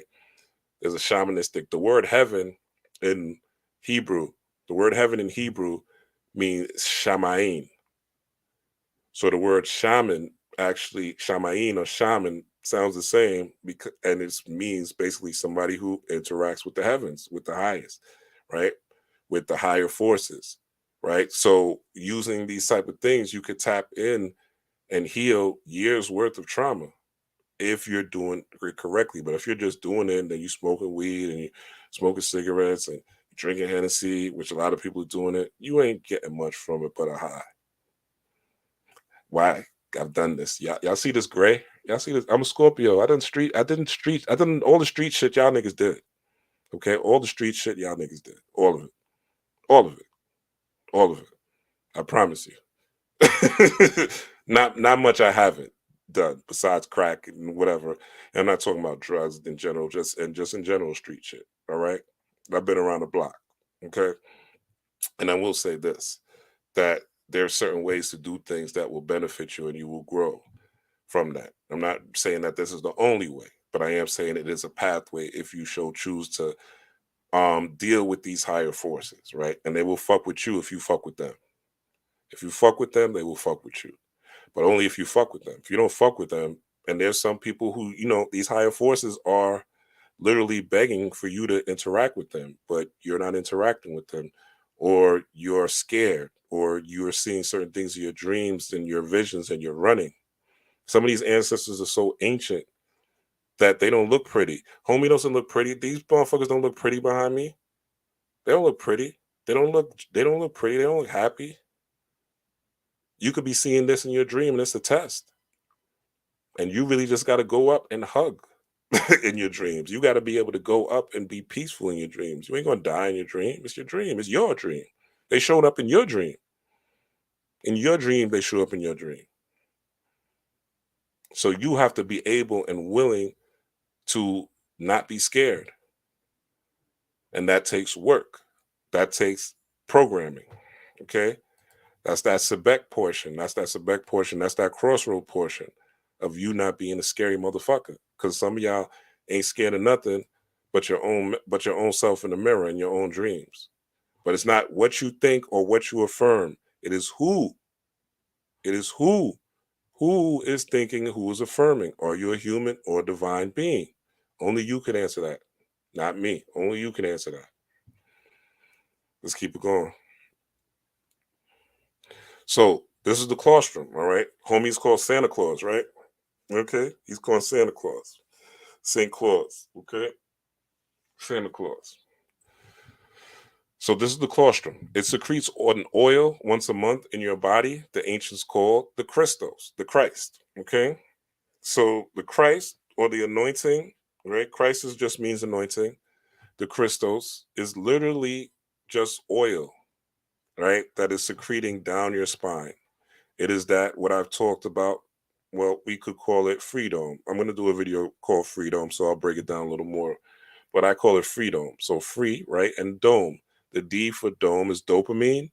The O is for oxytocin. Dopamine is the happy, when you're happy and you're laughing, right? And let's say you first fall in love and everything's going good, your brain's getting a rush of dopamine. Well, right now that's happening. Some people are using it, and some people aren't, right? Now, some people, even though that dopamine is rushing in, their program in their brain is for depression. They think, you know, life is shit. You know, they might have gone through some struggles in 2020. They might be having health issues, you know. Life is shit. So even though the dopamine is pumping through their body, right? There's more cortisol, which is a negative hormone, than the dopamine. So it's putting you in a fight or flight situation because you're thinking negatively. This is why positive thinking, even no matter what's going on around you, is important. And we're going to get into another aspect of that positive thinking, which is esoteric. But this is the claustrum. So it secretes an oil once a month in your body. The ancients called the Christos. So around this time, this month, it's secreted twice, right? During solstices, summer solstice, winter solstice, it secretes twice a month. So the one time it secreted when the moon was in your sun sign. So let's say I'm a Scorpio, right? So when the moon was in Scorpio during my sun sign, whatever time the moon was in Scorpio, this Christus oil was seeping through my body. This Christos oil was going through my body. Okay. This is again, and this is tied into how Santa is tied into Papa Legba, Santa Claus, or the claustrum, right? This claustrum is a structure in the brain. It's gray matter located under the inner neocortex. Okay, the neocortex is the newest part of the brain. It's where your third eye is located. Okay, this is your decision-making faculty. The pineal gland, the hypothalamus. That's actually not the pineal gland. I'm sorry, the pituitary gland. Also, the pituitary gland is basically pumping the hormones out. Right, it's sending the hormones. It's sending the colostrum oil through your body. Right, and other hormones, the dopamine, the oxytocin, which is a bonding hormone. I forgot. I skipped the freedom. So freedom, dopamine, right? Love, happiness, joy. Oxytocin, bonding hormone. Love, being together, right? The melatonin, which is your inner light, right? The part of you, the Black Panther suit, right? Just consider melatonin Black Panther suit, right? Or the U melanin, I should say. That's really what it is. But we'll say, for lack of a better word, melatonin for the people, right? Or the U melanin. That is the Black Panther suit, right? Black Panther suit does what? It absorbs light and turns it into energy. Okay, it absorbs light and converts it into energy. What you do that with that energy is up to you. Okay, so the melatonin, right? Also, another part of freedom is not only the dopamine but the DMT, right? DMT is a whole nother video I'd have to get into, but that's another special psychedelic type of hormone that gives you lucid dreaming. Okay, lucid dreams is where it's at. Lucid dreams is where it's at. Those are usually, when you have a lucid dream, those are tests in the underworld. Okay, those are the tests in the underworld where they talk about in the Egyptian, so-called Egyptian Book of the Dead, or the coming forth by day, right? Where you're going in a boat into the underworld, right? That's literally you in the dream world.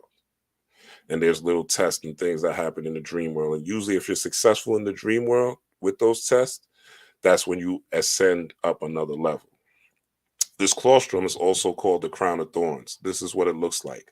It's a giant neuron around the brain that is located in the inner neocortex. Okay, so this is your crown of thorns, your Christ crown of thorns that you literally have around your head right now. When you have a Kundalini awakening, what starts to happen is you don't just awaken right away, right? Just the same way a baby doesn't turn into a toddler, doesn't turn into a teenager, doesn't turn into an adult right away. It takes time. So little by little, as you start to do the meditative work, the meditative trance work, and start to program, you start to open up a little bit more. So you start here, and you start to go up here, right? You start to go up here, right? This is literally the brain hemispheres coming together. This is literally neuron firing and wiring together with the new resurrections that you have during each solar cycle or the 12-month cycle, which corresponds to your 12 cranial nerves. Okay, there's 12 months. Each month has a particular zodiac or zoo element, right? Even the deity that is Papa Legba's wife, right, is Zu Li. Okay, Zu, zodiac or the zodiac, different animals. Most of them are animals, animated spirits or animals, right, that are in you. So this is the part that you want to when you start to have a Kundalini awakening, and when it fully awakens, right, and you get your psychic ability, whatever that is, this ring forms in your brain and you'll feel it. It's not something that you won't feel. I had my Kundalini awakening in 2017. I just really realized that it was called the Kundalini awakening. I called it your pineal gland popping, right? And so what happens is your body starts to heat up, right? And then what happens after that is you start to see things, you might start to hear things, right? Whatever. Some people are already born with it. And some of these people are in a crazy home because they don't have parents that understand that they were born with a Kundalini awakened already. So they're seeing things, they're hearing things, and their parents are calling them crazy, they're calling them stupid, they're calling them dumb. They don't realize that they're gifted. All right, let's keep going. Uh, so we have the Black Saint Nicholas all over Europe. Okay, you could Google this. This is not hard to find. There's Black Saint Nicholas all over Europe. All right. And again, this is just a resurrection of the Christ within, or that Christ consciousness, which is you gain that crown of thorns, which is that claustrum being open. Normally, like it says, every month you get that crystal soil that comes through. But this time of year, and you still being that we're a waxing moon, you still have time to tap into that energy. It's not as strong as it was for the solstice, but can't say Ra didn't prepare you. I did a video with the Zodiac Queens, and I've talked about this in my previous videos before that. So you can't say I didn't give you anything to do. All right. Um, But so we got the Black Saint Nicholas, right? Just to reconfirm and show you that this is not something that is European. Santa is not, Santa was never European, never has been, never will be, never was. That motherfucker's a fucking devil. He's a demon. He's a fucking piece of shit. Fuck Santa. All right. Fuck Santa. All right. But shoot, this winter, Santa, from what I seen, Santa beat Jesus by a mile, by miles and miles and miles.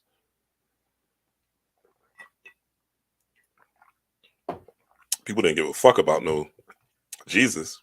Jesus. It's about Santa this year. It's about getting them gifts. All right. It's about who's getting the PlayStation, who's getting them new Jordans, right? Who's getting that Xbox, who's getting flued out, right? That's what they was looking for. They wasn't thinking about no Jesus this Christmas. So yeah, and if you see, he's a melanated being. All right, he's a melanated man. So this is further ties to Papa Legba. And if you look at this picture right here, you see homie has a cane. Okay, all these are from the 1800s, 1700s. If you look, these are things you see. He has a mini Christmas tree right here.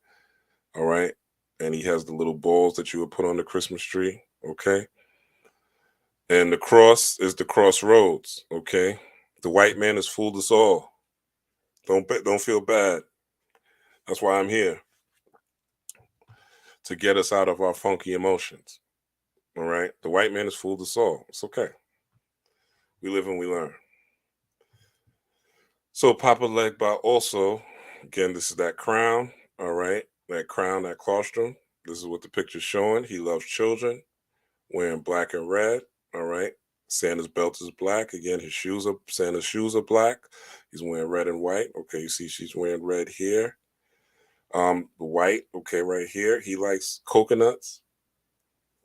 If you want to work with him, you could get a coconut, paint it black and white on one side. You don't have to put, if you really want to get fancy, you could put the shells. These are called cowrie shells, and put the cowrie shells on there, and you just keep it by your door. You keep it by your door, and by keeping. And when I got this, all I did was I got some. I didn't even do nothing fancy. Like I got a coconut from the grocery store. I got like a $5 pack of markers or something like that with all the colors or whatever. And I just took the black marker and the red marker, right?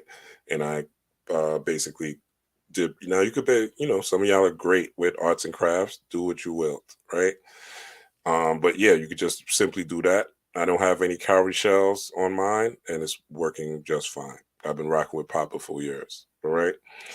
And you'll definitely get some clairaudience, that's for sure. If you tap into Papa and you really do what you're supposed to do when these things start to manifest.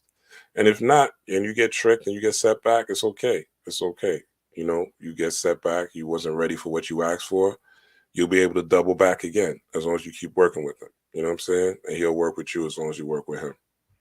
And again, working with him, we're not talking about some shit out pie in the sky. All right. I want to make that clear. We're not talking about some entity out there. This is an entity that is in your bloodline. It's in your DNA.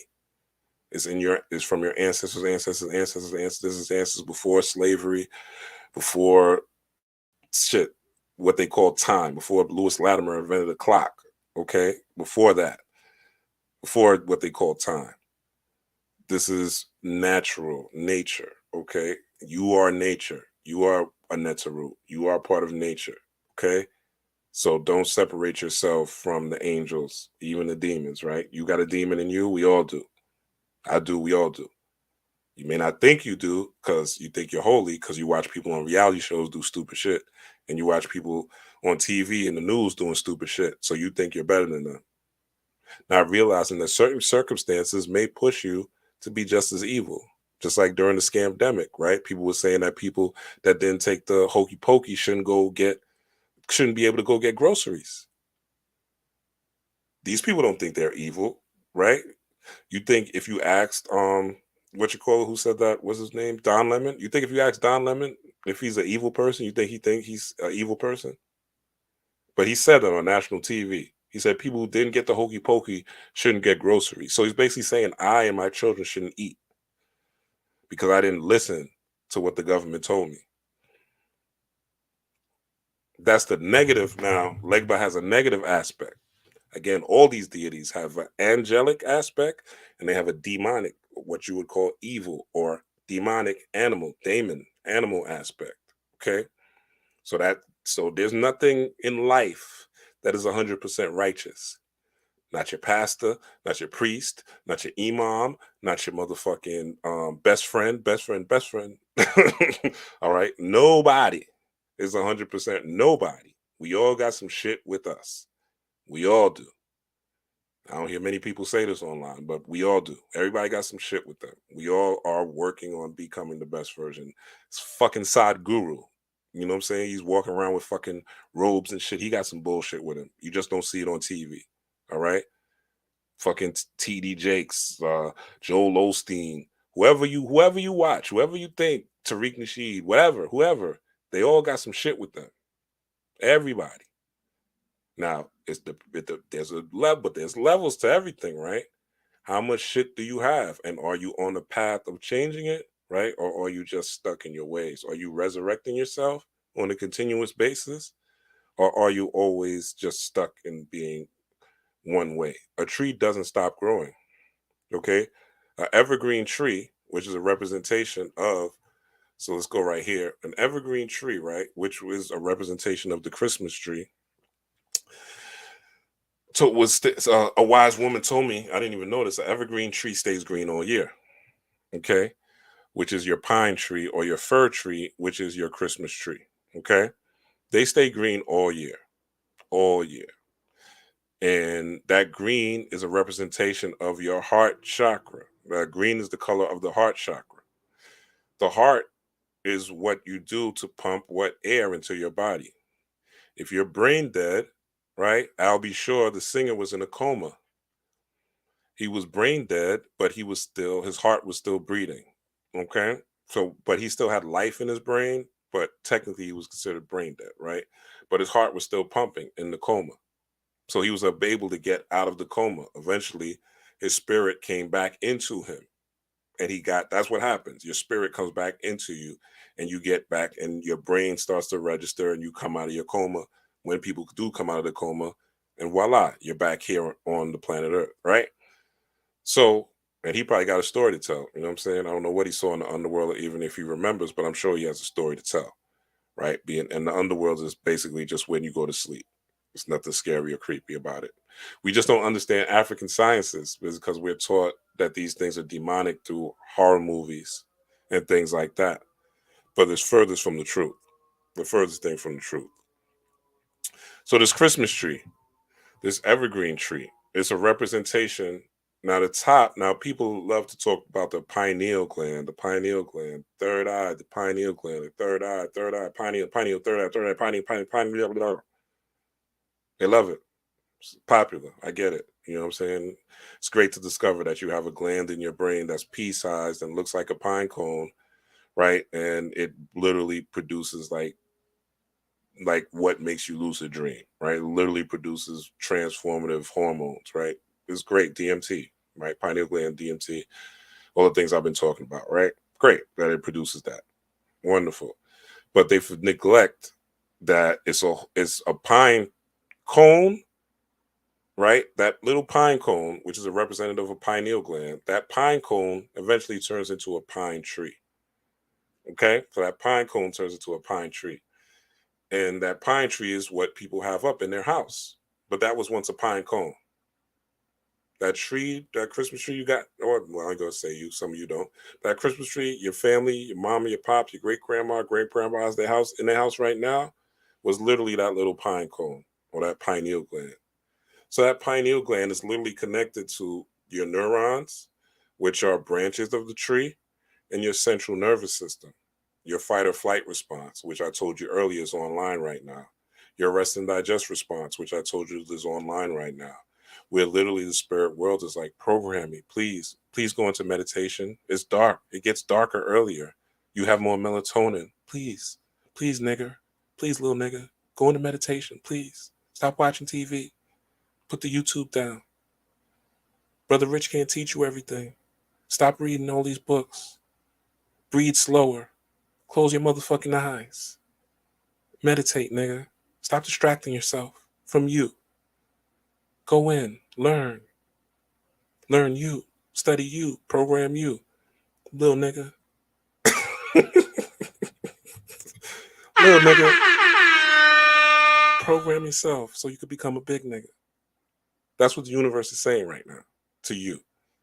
Now, if you're listening, you're doing the meditative work, right? You're doing the meditative work after midnight, preferably, or after 9, when your body starts to produce more melatonin so you could access the spirit world easier. You're doing the work, or you're acting like a regular human. I read the books. I know this. I know that. You're relying on your intellect. You're relying on your left brain. You're relying on your book knowledge. You're relying on what you learned from a lecture, what Billy Carson told you, what you learned from Red or Blue Pill, or what you learned from Dr. B, whatever, what you learned from your favorite person on YouTube, or your favorite person, or me. What about what you learned for you, about you? I'm giving you things that I learned about me and I'm sharing them. But what do you know about you? What do you know about your behavior? Are you addressing your childhood trauma? Are you doing that during this time? Are you preparing yourself for 2023? Because guess what? This Christmas tree that's lit up right now, it won't always. Once we go back to the full moon and that full moon starts to wane again, right? That's opportunity is pretty much going to be like maybe next year, my nigga. And you're going to have to go through. And of course, we're going into Aquarius next. We're still in Capricorn, going to Aquarius next. And you'll have these Aquarius, you'll deal with the collective. Aquarius is all about the collective family. people, society, things like that. And then you're going to go to Pisces, where everybody starts to dream a little bit heavier, right? You'll have all those things happen, right? But they won't have the intensity as they would if you were doing this work during this time. And then spring will come around and you'll start to see things start to pop, right? Summer, spring, that's when people start to move. That's when people start to mingle and jingle. That's when booze start to come out, right? That's when girlfriends and boyfriends, people want to mingle, people want to go out, people want to hook up, right? So even though you may be single now, you may be going through something now, it doesn't mean that that's the end. You may be going through a certain hardship right now. You may be sleeping in your car right now. You may not have anything. You may have a home, no bed, right? You may be in a situation where you're not in the ideal state of being or the ideal state of health or the ideal state of anything right now. But guess what? Your Christmas tree and your third eye is like, light me up. Just light me up. Just light me up with what you want to see. Just feel it, right? You have a fight or flight response that deals with the external world, which I showed you how that works earlier, right? Feel it. That's what your fight or flight, your what they call the sympathetic nervous system. Feel it. What does that feel like? What does it feel like if you were healthy? What does it feel like if you had the ideal person? What does it feel like with you being the ideal person? What does it feel like if your family was fucking with you and you was fucking with them? What does it feel like if you had this childhood trauma? You have issues with your mother, you have issues with your father, but when you saw them or when you were around them, when you thought about them, you felt differently. What would that feel like? Right? Not what you learned in a book, not what you saw on YouTube. Those things help. But inside, programming, really doing the work to this is what they were teaching in Kemet. This is what they were teaching the mystery schools. Fuck the Masons. No disrespect to Masons that may be watching or anything, but fuck Masonry. That ain't shit compared to what we was doing in the mystery schools, in the original universities. The university is you going into the Akashic records of your ancestors and getting these different downloads and these different ideas, lighten up your central nervous system, your Christmas tree. It's not just this is the pineal gland, okay? This is that third eye, okay? That's great. What about the rest? You don't got a root chakra? You don't got a sacral chakra? You don't got a solar plexus chakra? You don't got a heart chakra? You don't got a throat chakra? You can't speak up for yourself? Or you talk too much shit, right? It's overactive, it's underactive, right? Your vision of everything is negative. People get around you and you're cynical. You're a dream killer because you can't see it. Your kids say they want to do XYZ. You telling them, nah, you can't do that. Black people, oh, you trying to build this? Nah, white people gonna tear it down. Oh, we can't build another Black Wall Street. It's white people. Oh, we can't have a black leader because white people. Look, you shouldn't be looking for black leaders anymore. Those days are over. You should be leading yourself. Okay.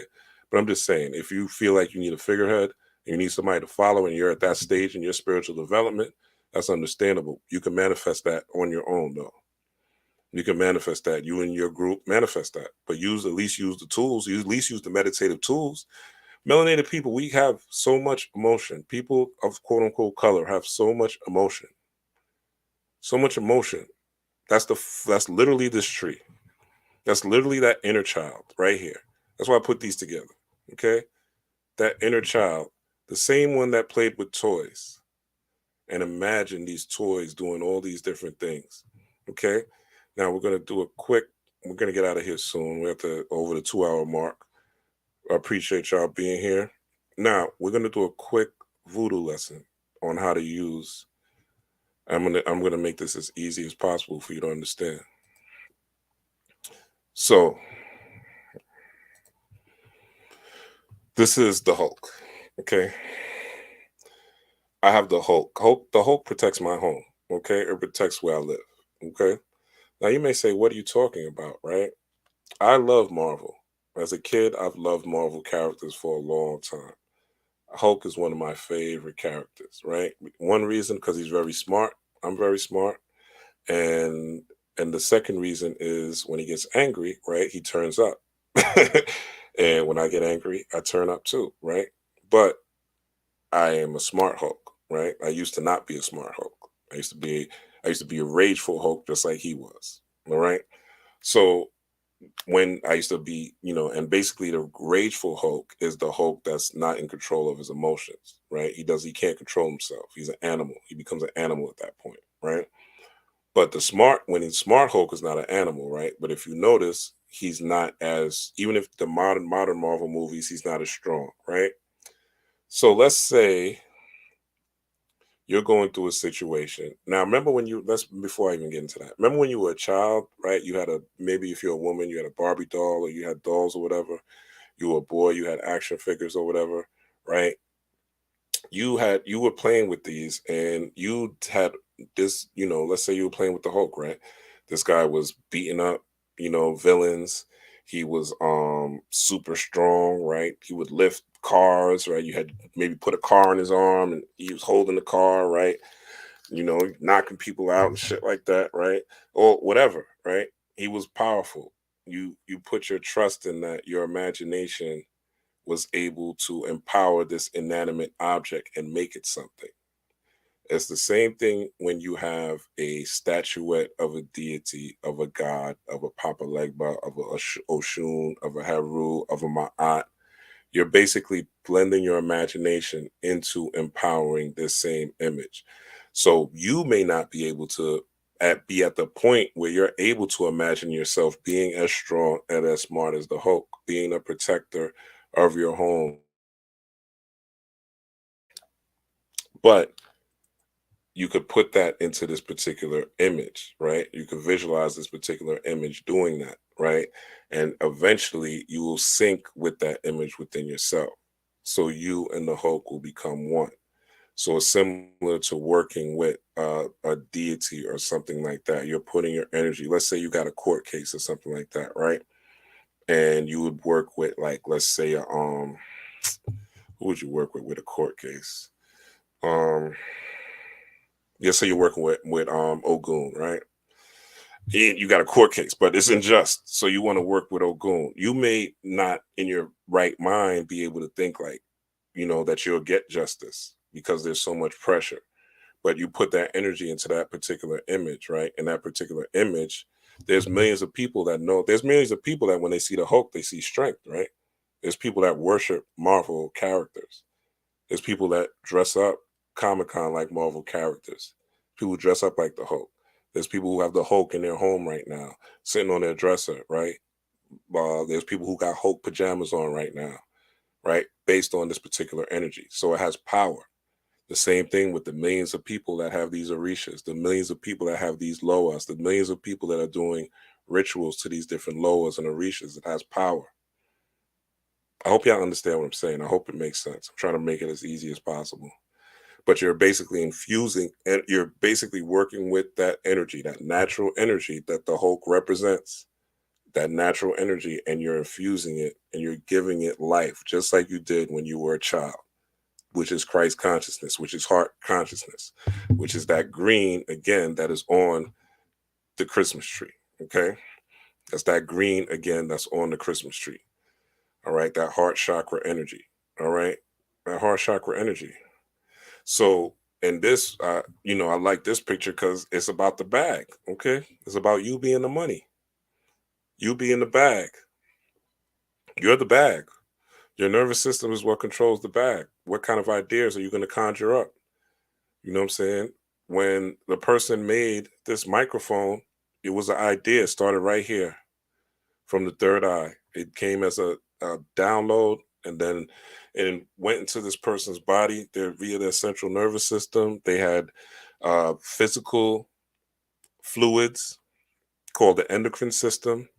And also, this is why when you talk about, let's go back, when you talk about Urzuli, right? Urzuli Danto, she's a mixture of the Rishas Yamaya and Oshun, right? Because the waters would be the endocrine system, which is where your chakras are, right? Your chakras, the endocrine system are your chakras. And the fluids that come from the hypothalamus and the pituitary gland that derive from the pineal, right, are circulating through your body at this time. The dopamine, oxytocin, melatonin, DMT, Endorphins are circulating through your body in this time, and the and Oshun is dealing with the feeling, right? The imagination, the feeling. When you imagine something, there's a feeling that comes through with it. You know what I'm saying? When you imagine sex, you usually feel sex. Okay, that's why people watch porn. That's why porn is. I probably shouldn't say it on YouTube, but that Orin thing is one of the most popular things in the world, right?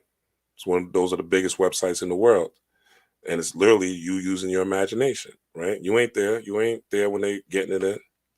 You're not there, but in your imagination you are, and it's enough to stimulate a biochemical response. That's Yemaya. I mean, I'm sorry, that's Oshun. If you really let's make it raw, Papa style, right? So whenever you think of Oshun, you think of that power. Think of the power of watching corn. Think of the power how impactful it is watching a sex scene on the movie.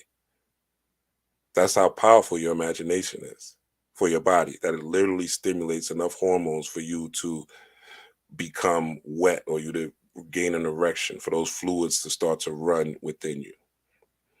So that's that Oshun piece. And then Yemaya is the waters. So this is the feeling. Oshun is the feeling, right? And Yemaya is the waters that complement it. Okay.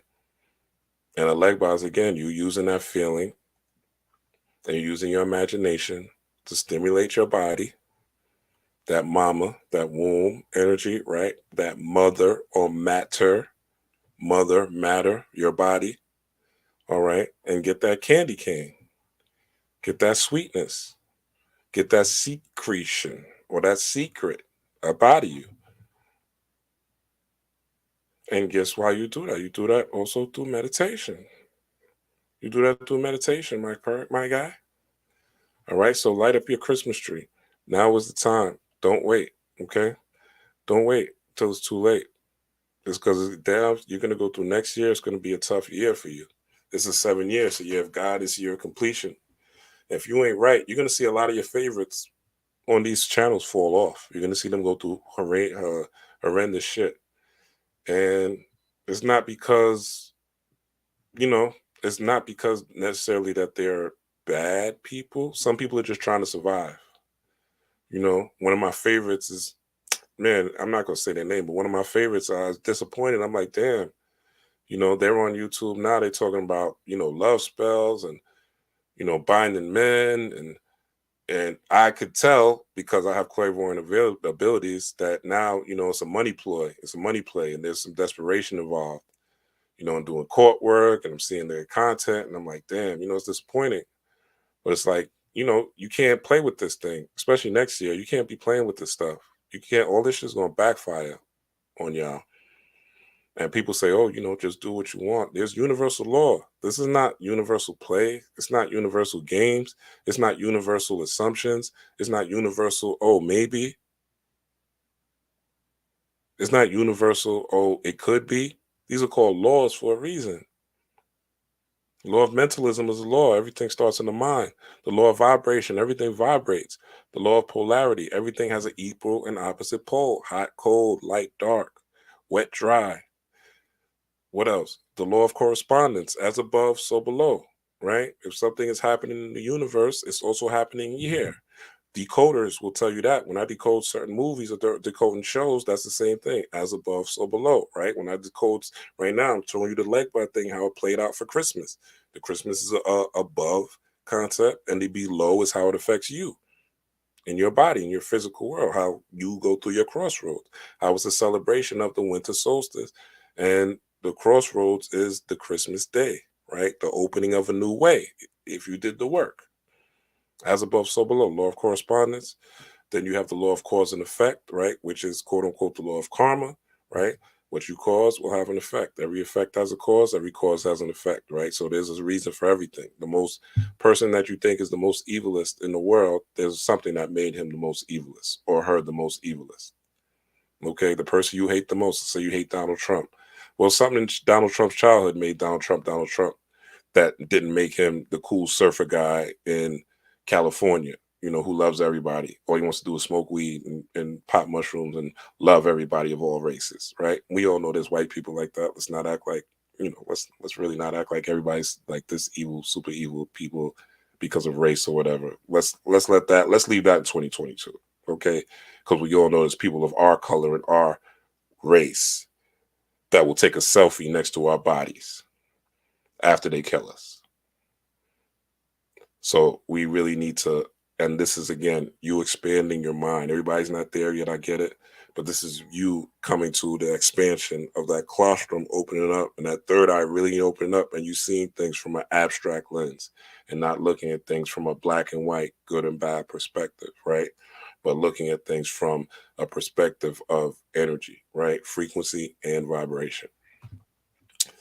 So this is how you get to the bag. You get to the bag by tapping into who you are. And yeah, people gonna have a tough year next year. I feel for them. So this is really another part of this particular season, right? Or Ser, god of the underworld or the inner world. Okay, you want to know what the underworld or the inner world is? Go to sleep. There you go. That's the underworld. Simple. Fall asleep. You're in the underworld. It's that simple. Doesn't need. It's not. This truth should not be too. Truth is not complex. I promise you. Truth is not complex. You know what I'm saying? When you study like the Golden Dawn and all these philosophies, they tell you do all this crazy shit. That's not really for you. That's not really for your culture. I'm no disrespect to anybody. That's not really your culture, melanated beings. That's their culture. Shit is not complex. Shit is easy as fuck. And the reason it's more complex for them is because they don't honor women. Right? A lot of these Rosicrucians and the Golden Dawns and these different societies, they don't really fuck with women. You know what I'm saying? What's his name? Shit, what's his name? Aleister Crowley, you know what I'm saying? He hated women. Like if you read his stuff, he ain't like women at all. He liked boys, in fact.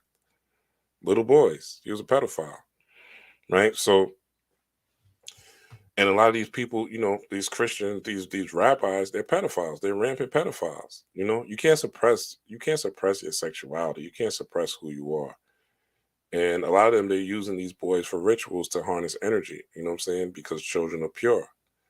You know what I'm saying? They're not, and all you have to do is watch a movie called Doctor Sleep. It'll explain the whole reason why kids get taken, why, kids get kidnapped, why these, altar boys unfortunately go through getting R-worded, and altar girls too. But altar boys, it seems like that's a prevalent thing to boys for a reason. Okay. So, Doctor Sleep breaks that down pretty well. The movie Doctor Sleep, you can watch that. But the god of the inner world. So the inner world is just the sleeping world, the dream world, right? This is where you are able to be a superhero. Okay, you could fly, you could surf, you could climb mountains, you could be a butterfly, you could be whatever you want. But you could also enter the inner world or the underworld via meditation. And guess what? Even in your quote unquote conscious life, you're always daydreaming. So you're always surfing in the world, in the underworld. You're always daydreaming or dreaming. Okay. Sometimes you call it zoning out. Sometimes you smoking them trees. What happens when you smoke them trees? You are in the zone. You're dreaming. Okay. You're not here. That's you going into your Orser or your inner world, right? But what if you were tapping into it consciously with a sober mind, in trance? The endocannabinoid system is within you. You know that, right? Like it's not just you smoking it, it's within you. It's already in you. The reason that your body reacts to cannabis is because of an endocannabinoid system within you. All the cannabis is doing, all the herb is doing is unlocking it, but it's already in you. Again, so I'm not saying, I'm just saying it's already in you. So know that it's in you. You don't have to rely on that to have that experience. Okay. In fact, since I've quit now, probably about a month now, when I listen to music, when I have experiences, it's pretty close to feeling the same way. And I believe that as the months go by, I could really create that experience without nothing. You know what I'm saying? Not to say I'll never indulge again, but it's definitely not going to be on a day to day like I was before. Those days are over. Um, and so Osset is again your devotion to the resurrection of the Son of Osir or on earth, right? Or the Son of Man or that Christ consciousness, Remember how I showed you, the hope. Okay. This is an aspect of Christ consciousness. Okay. This is an aspect of you using your imagination. This is an aspect of you being playful. It's an aspect of you being joyous, right? What do they say? No child is born racist. No child is born with hate. No child is born, um, you know, not liking people, right? No child is born like that. There's things that happen. There's a nurturing process that happens that makes this person see something. This is a sun disk on our head, okay?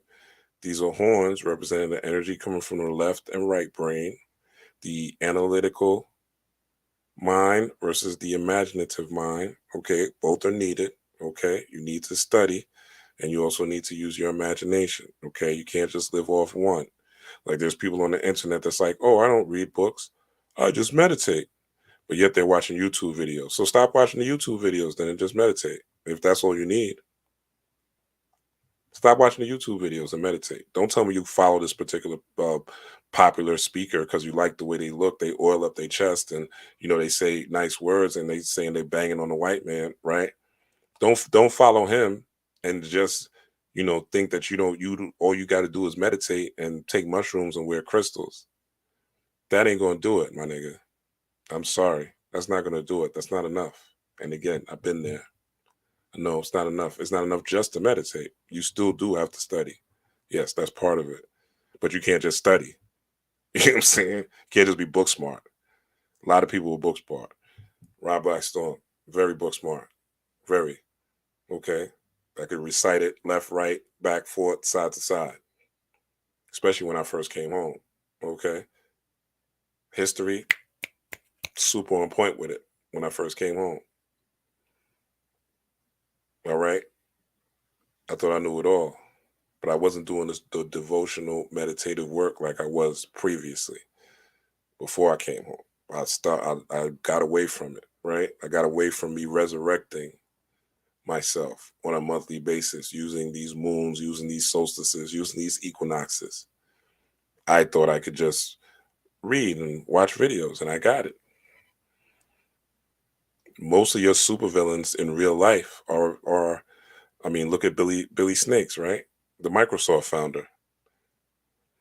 He's considered a genius, right? He's considered a genius. Look at some of the people that they call geniuses, the things they come up with, the things that they create, the things that they put in the world, nuclear bombs and shit like that. Once gunpowder at one time was just used for fireworks. Now it's used to blow people's heads off. Gunpowder one time was used for fireworks strictly. Now it'll kill somebody in your family by accident sometimes. So it's all how you use it. So are you going to devote yourself to the resurrection of the son of Osar, of that inner child, of that wonder, of that imaginative? And it's really about that imaginative power. Even if you look at us, this is young Haru or young Horus or that hero within you, right? When you're resurrected. And part of that is when you're a kid, you didn't imagine anything bad happening. You didn't even think about it. You was like, yo, I'm gonna be taken care of. My mom's going to feed me. Dad's gonna feed me or whoever. I'm gonna have a place to sleep in, right? You didn't worry about shit. Even if you were, going through a struggle, right? You may have been homeless and had kids at one point. And sometimes your kids don't even know you were homeless. They just want to play, they just want to have fun and have a place to sleep. So no matter what you're going through, as long as you follow this process, you go into your inner world.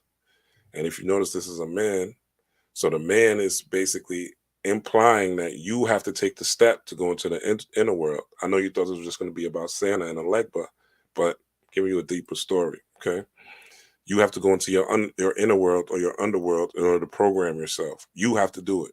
No one's going to do it for you. Okay, you have to do it, and then you have to devote yourself to live truth. You know what I'm saying? And you have to learn what truth is, and that is you nurturing yourself, you suckling on the breast of Osset or Isis, and nurturing yourself. This is doing the work. This is doing the shadow work. This is doing the studying. This is doing the sacrifice of time, of not partying all the time, and not indulging in escapism all the time. Disciplining yourself. right? Seeing yourself as a different person, feeling yourself, seeing, feeling, okay? Seeing, feeling yourself, okay? Also, if you notice these horns, if you understand cosmology, you'll be like, how is this all set? But these are actual Het Heru horns, right? Um, Het Heru is what you would call Oshun, is as far as the Orishas, right? And you will say, well, why does Osset, who's supposed to have a seat, because Osset normally has a seat on top of her head. She normally has just this, right? Or it would be an L-shaped seat, which is where you get the L, Melchizedek, or the L this, or the L that, EL, right? From that L shape, which means God, basically. And God means to be invoked. So this is energy that you're bringing within yourself. But spirit means breath. So if God means to be invoked, if God means to be invoked, and spirit means breath, don't you breathe in air? So you breathe in spirit. So how do you control spirits? By breathing. That's why meditation is important, because you're able to control your spiritual self through the breathing. When you're breathing fast, you're in a fight or flight state. Your IQ is lowered. You're usually angry or stressed out. When you're breathing slow, you're in a rest and digest state. But guess what? You're easily programmed. Why do you think they run commercials during these hours? Why do you think the Peter Popoffs and the magical miracle water is on BET probably right now? Why do you think they're running all these infomercials between 1 and 5 p.m.? Yes, the ad space is cheaper, right? I can tell you that from being in sales. Ad space is cheaper during that time. But also, people are in rest and digest. Okay, they're easily programmed. They're much more programmable between the hours of 2 and 5 a.m.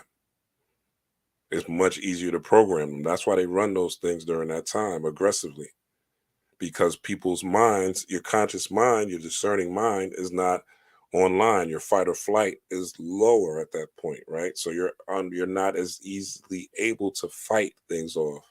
So be careful when you're, making internet purchases on your phone between those hours. Okay, 2 and 5 a.m. You're on your phone, you're on Amazon, you listen to somebody on the internet, they tell you buy this thing, think twice about it.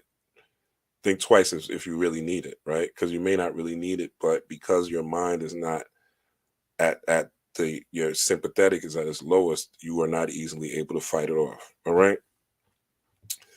And so, and Horus, right? Horus is right here. So that's Heru, and this is your will, okay? And your will is not willpower, as they say. How you develop willpower is you have to ignore certain emotions. You have to have the ability to visualize and see yourself doing different things. You have to have that childlike imagination, all right? And you have to put that into your mother or your mater, okay? Your mother or your mater, which is your body, all right? And give birth to Heru, and then Heru will lead you out of the underworld, okay? Says this image comes from the Book of the Dead, which was a collection of spells, hymns, and prayers intended to secure a safe passage to the underworld for the deceased. Horus is depicted as a man with the head of a falcon. Here, Horus is wearing the costume of a king and the double crown of Upper and Lower Egypt. He leads the soul of the scribe Annie into the presence of Osiris. Osiris. Okay, so basically, when you go into the underworld, okay, you are flying, right? You're going in with the image of having that bird's eye view of seeing things. That's why I said no matter what you're going through in this physical world, as long as you see it through a bird's eye view, as long as you see it through a higher perspective, as long as you're seeing it from the most high within you, whatever that quote unquote reality, consciousness is streamed, right? There's no such thing as quote unquote reality. This world isn't really even tangible, right? It's only tangible because it's slowed down. But if it was sped up, you could put your hands through walls and through everything, no problem, right? With no problem if you were able to speed it up. So this world, this is a matrix, you know what I'm saying? Or a matrix, you know what I'm saying? Or mother, or a matrix, or a matrix. So it's what you choose to, again, feed on, what you choose to nurture, that will bring you light right? And that will activate your emotions.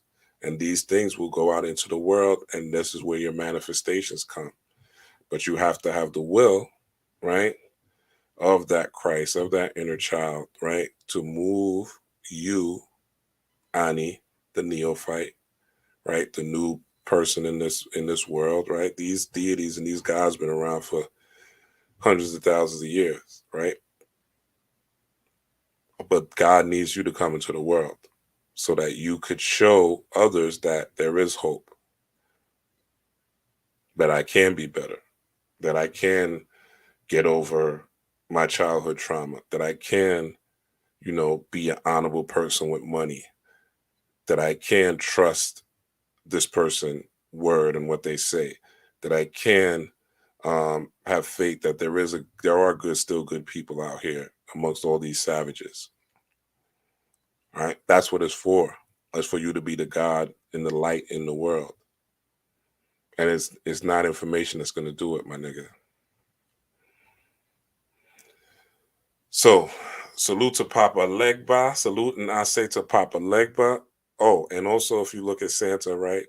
Santa's again wearing the red and white of Heru. Okay. And ultimately Papa Legba's whole purpose is to take you to becoming Heru. You know what I'm saying? To becoming the hero here on the earth. And not the hero to where you're saving these hoes, right? Or you're a missionary, but the hero unto yourself, a hero unto your family, a hero unto your friends, a beacon of light, right? A beacon of light.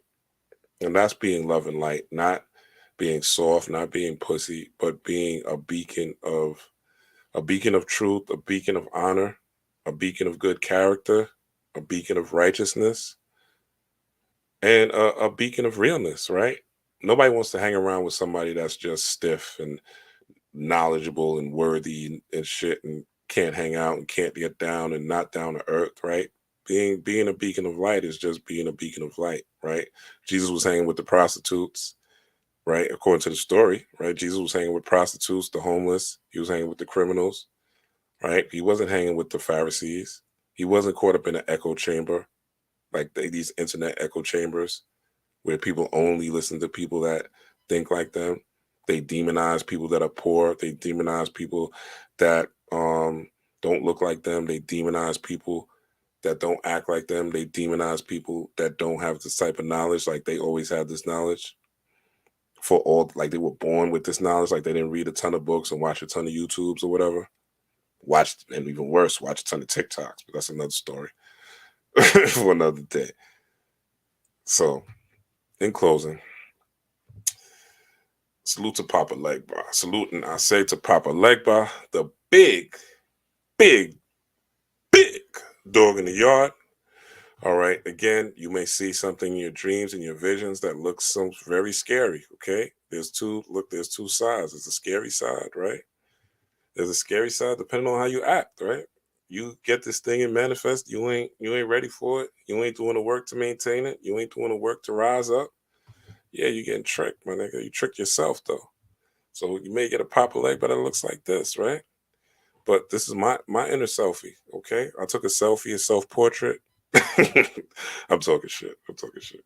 You know what I'm saying? And could be your Papa leg, but with a million ancestors behind you. Okay, a million ancestors behind you, ready to work on your behalf. Okay, and dogs at your command. You know what I'm saying? And when I say dogs, this is just being able to program yourself, right? You being able to hear clairvoyance, right? Clairaudience, I should say. Okay? As you walk through this road of life where you get inner wisdom, quote unquote, downloads or uploads, right? In your brain, where you don't have to think and analyze and process. It just comes. You know what I'm saying? It's like Jordan on a break. You know what I'm saying? On a 2-on-1 break. And it's Jordan and Pippen. You know what I'm saying? There's one defender. You know what I'm saying? And that defender might be motherfucking Patrick Ewing or some shit. You gotta be able to think quickly. You know what I'm saying? You gotta come up with things on the fly. The coach can't tell you what to do. You're on the break. You gotta come up with something. And it just comes to you, okay, I'm gonna do this move, or I'm gonna pass it to Pippen, or I ain't. I'm just gonna take it and dunk on Ewing's neck. You know what I'm saying? But this is again that idea that comes without thinking. So Papa Legba is trying to get you there. He's trying to get you to that point to where you become the big dog in the yard. All right? He's trying to get you to that point. And in closing, I want to play this from one of our ancestors, the big dog himself. I want to play this from one of our ancestors, the big dog himself. And this is...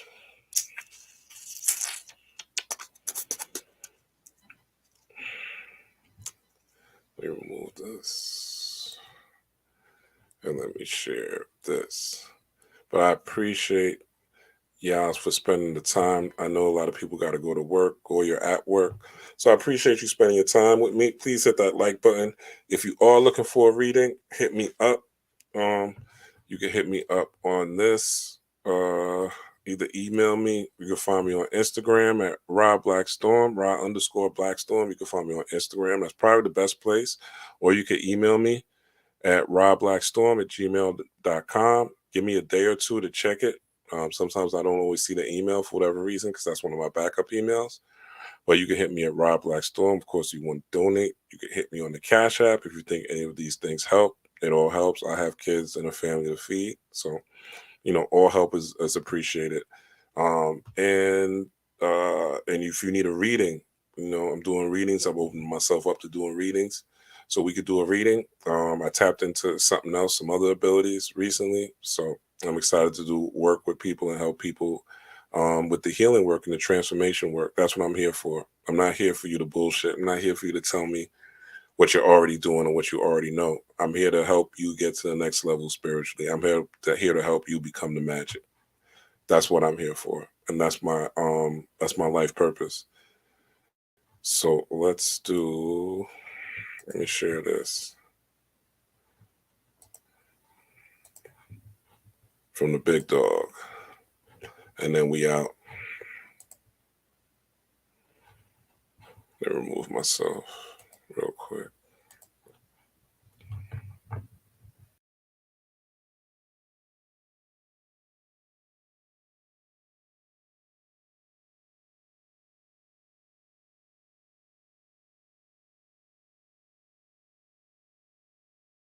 You recall the most famous reindeer of all. Come on! Rudolph the red-nosed reindeer had a very shiny nose. And if you ever saw him, you would even say it close. Come on, come on! All of the other reindeer used to laugh and call him names. They never let poor Rudolph join in any reindeer games. Then one foggy Christmas Eve, Santa came to say, come on! Rudolph, with your nose so bright, won't you ride my sleigh tonight? Then all the reindeers loved him, and they shouted out with glee, Rudolph the red-nosed reindeer, you go down in history forever. You go down in history forever. You go down in history. What? That is gonna be You recall the most famous reindeer of all. Come on! Rudolph the red-nosed reindeer had a very shiny nose. And if you ever saw him, you would even say it close. Come on! All of the other reindeer used to laugh and call him names. They never let poor Rudolph join in any reindeer games.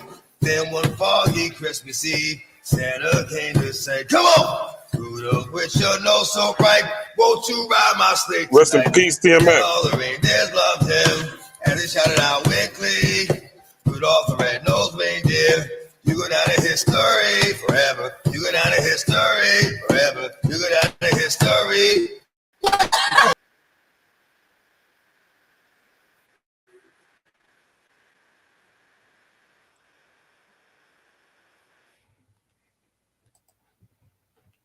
We don't worship ancestors. We venerate them. Peace, power, and prosperity. Rob Blackstorm, thank you for spending your time with me, your holiday time. I appreciate it. Hit that like button on your way out, and we are out of there. Peace, power, and prosperity. I am out. Later, y'all.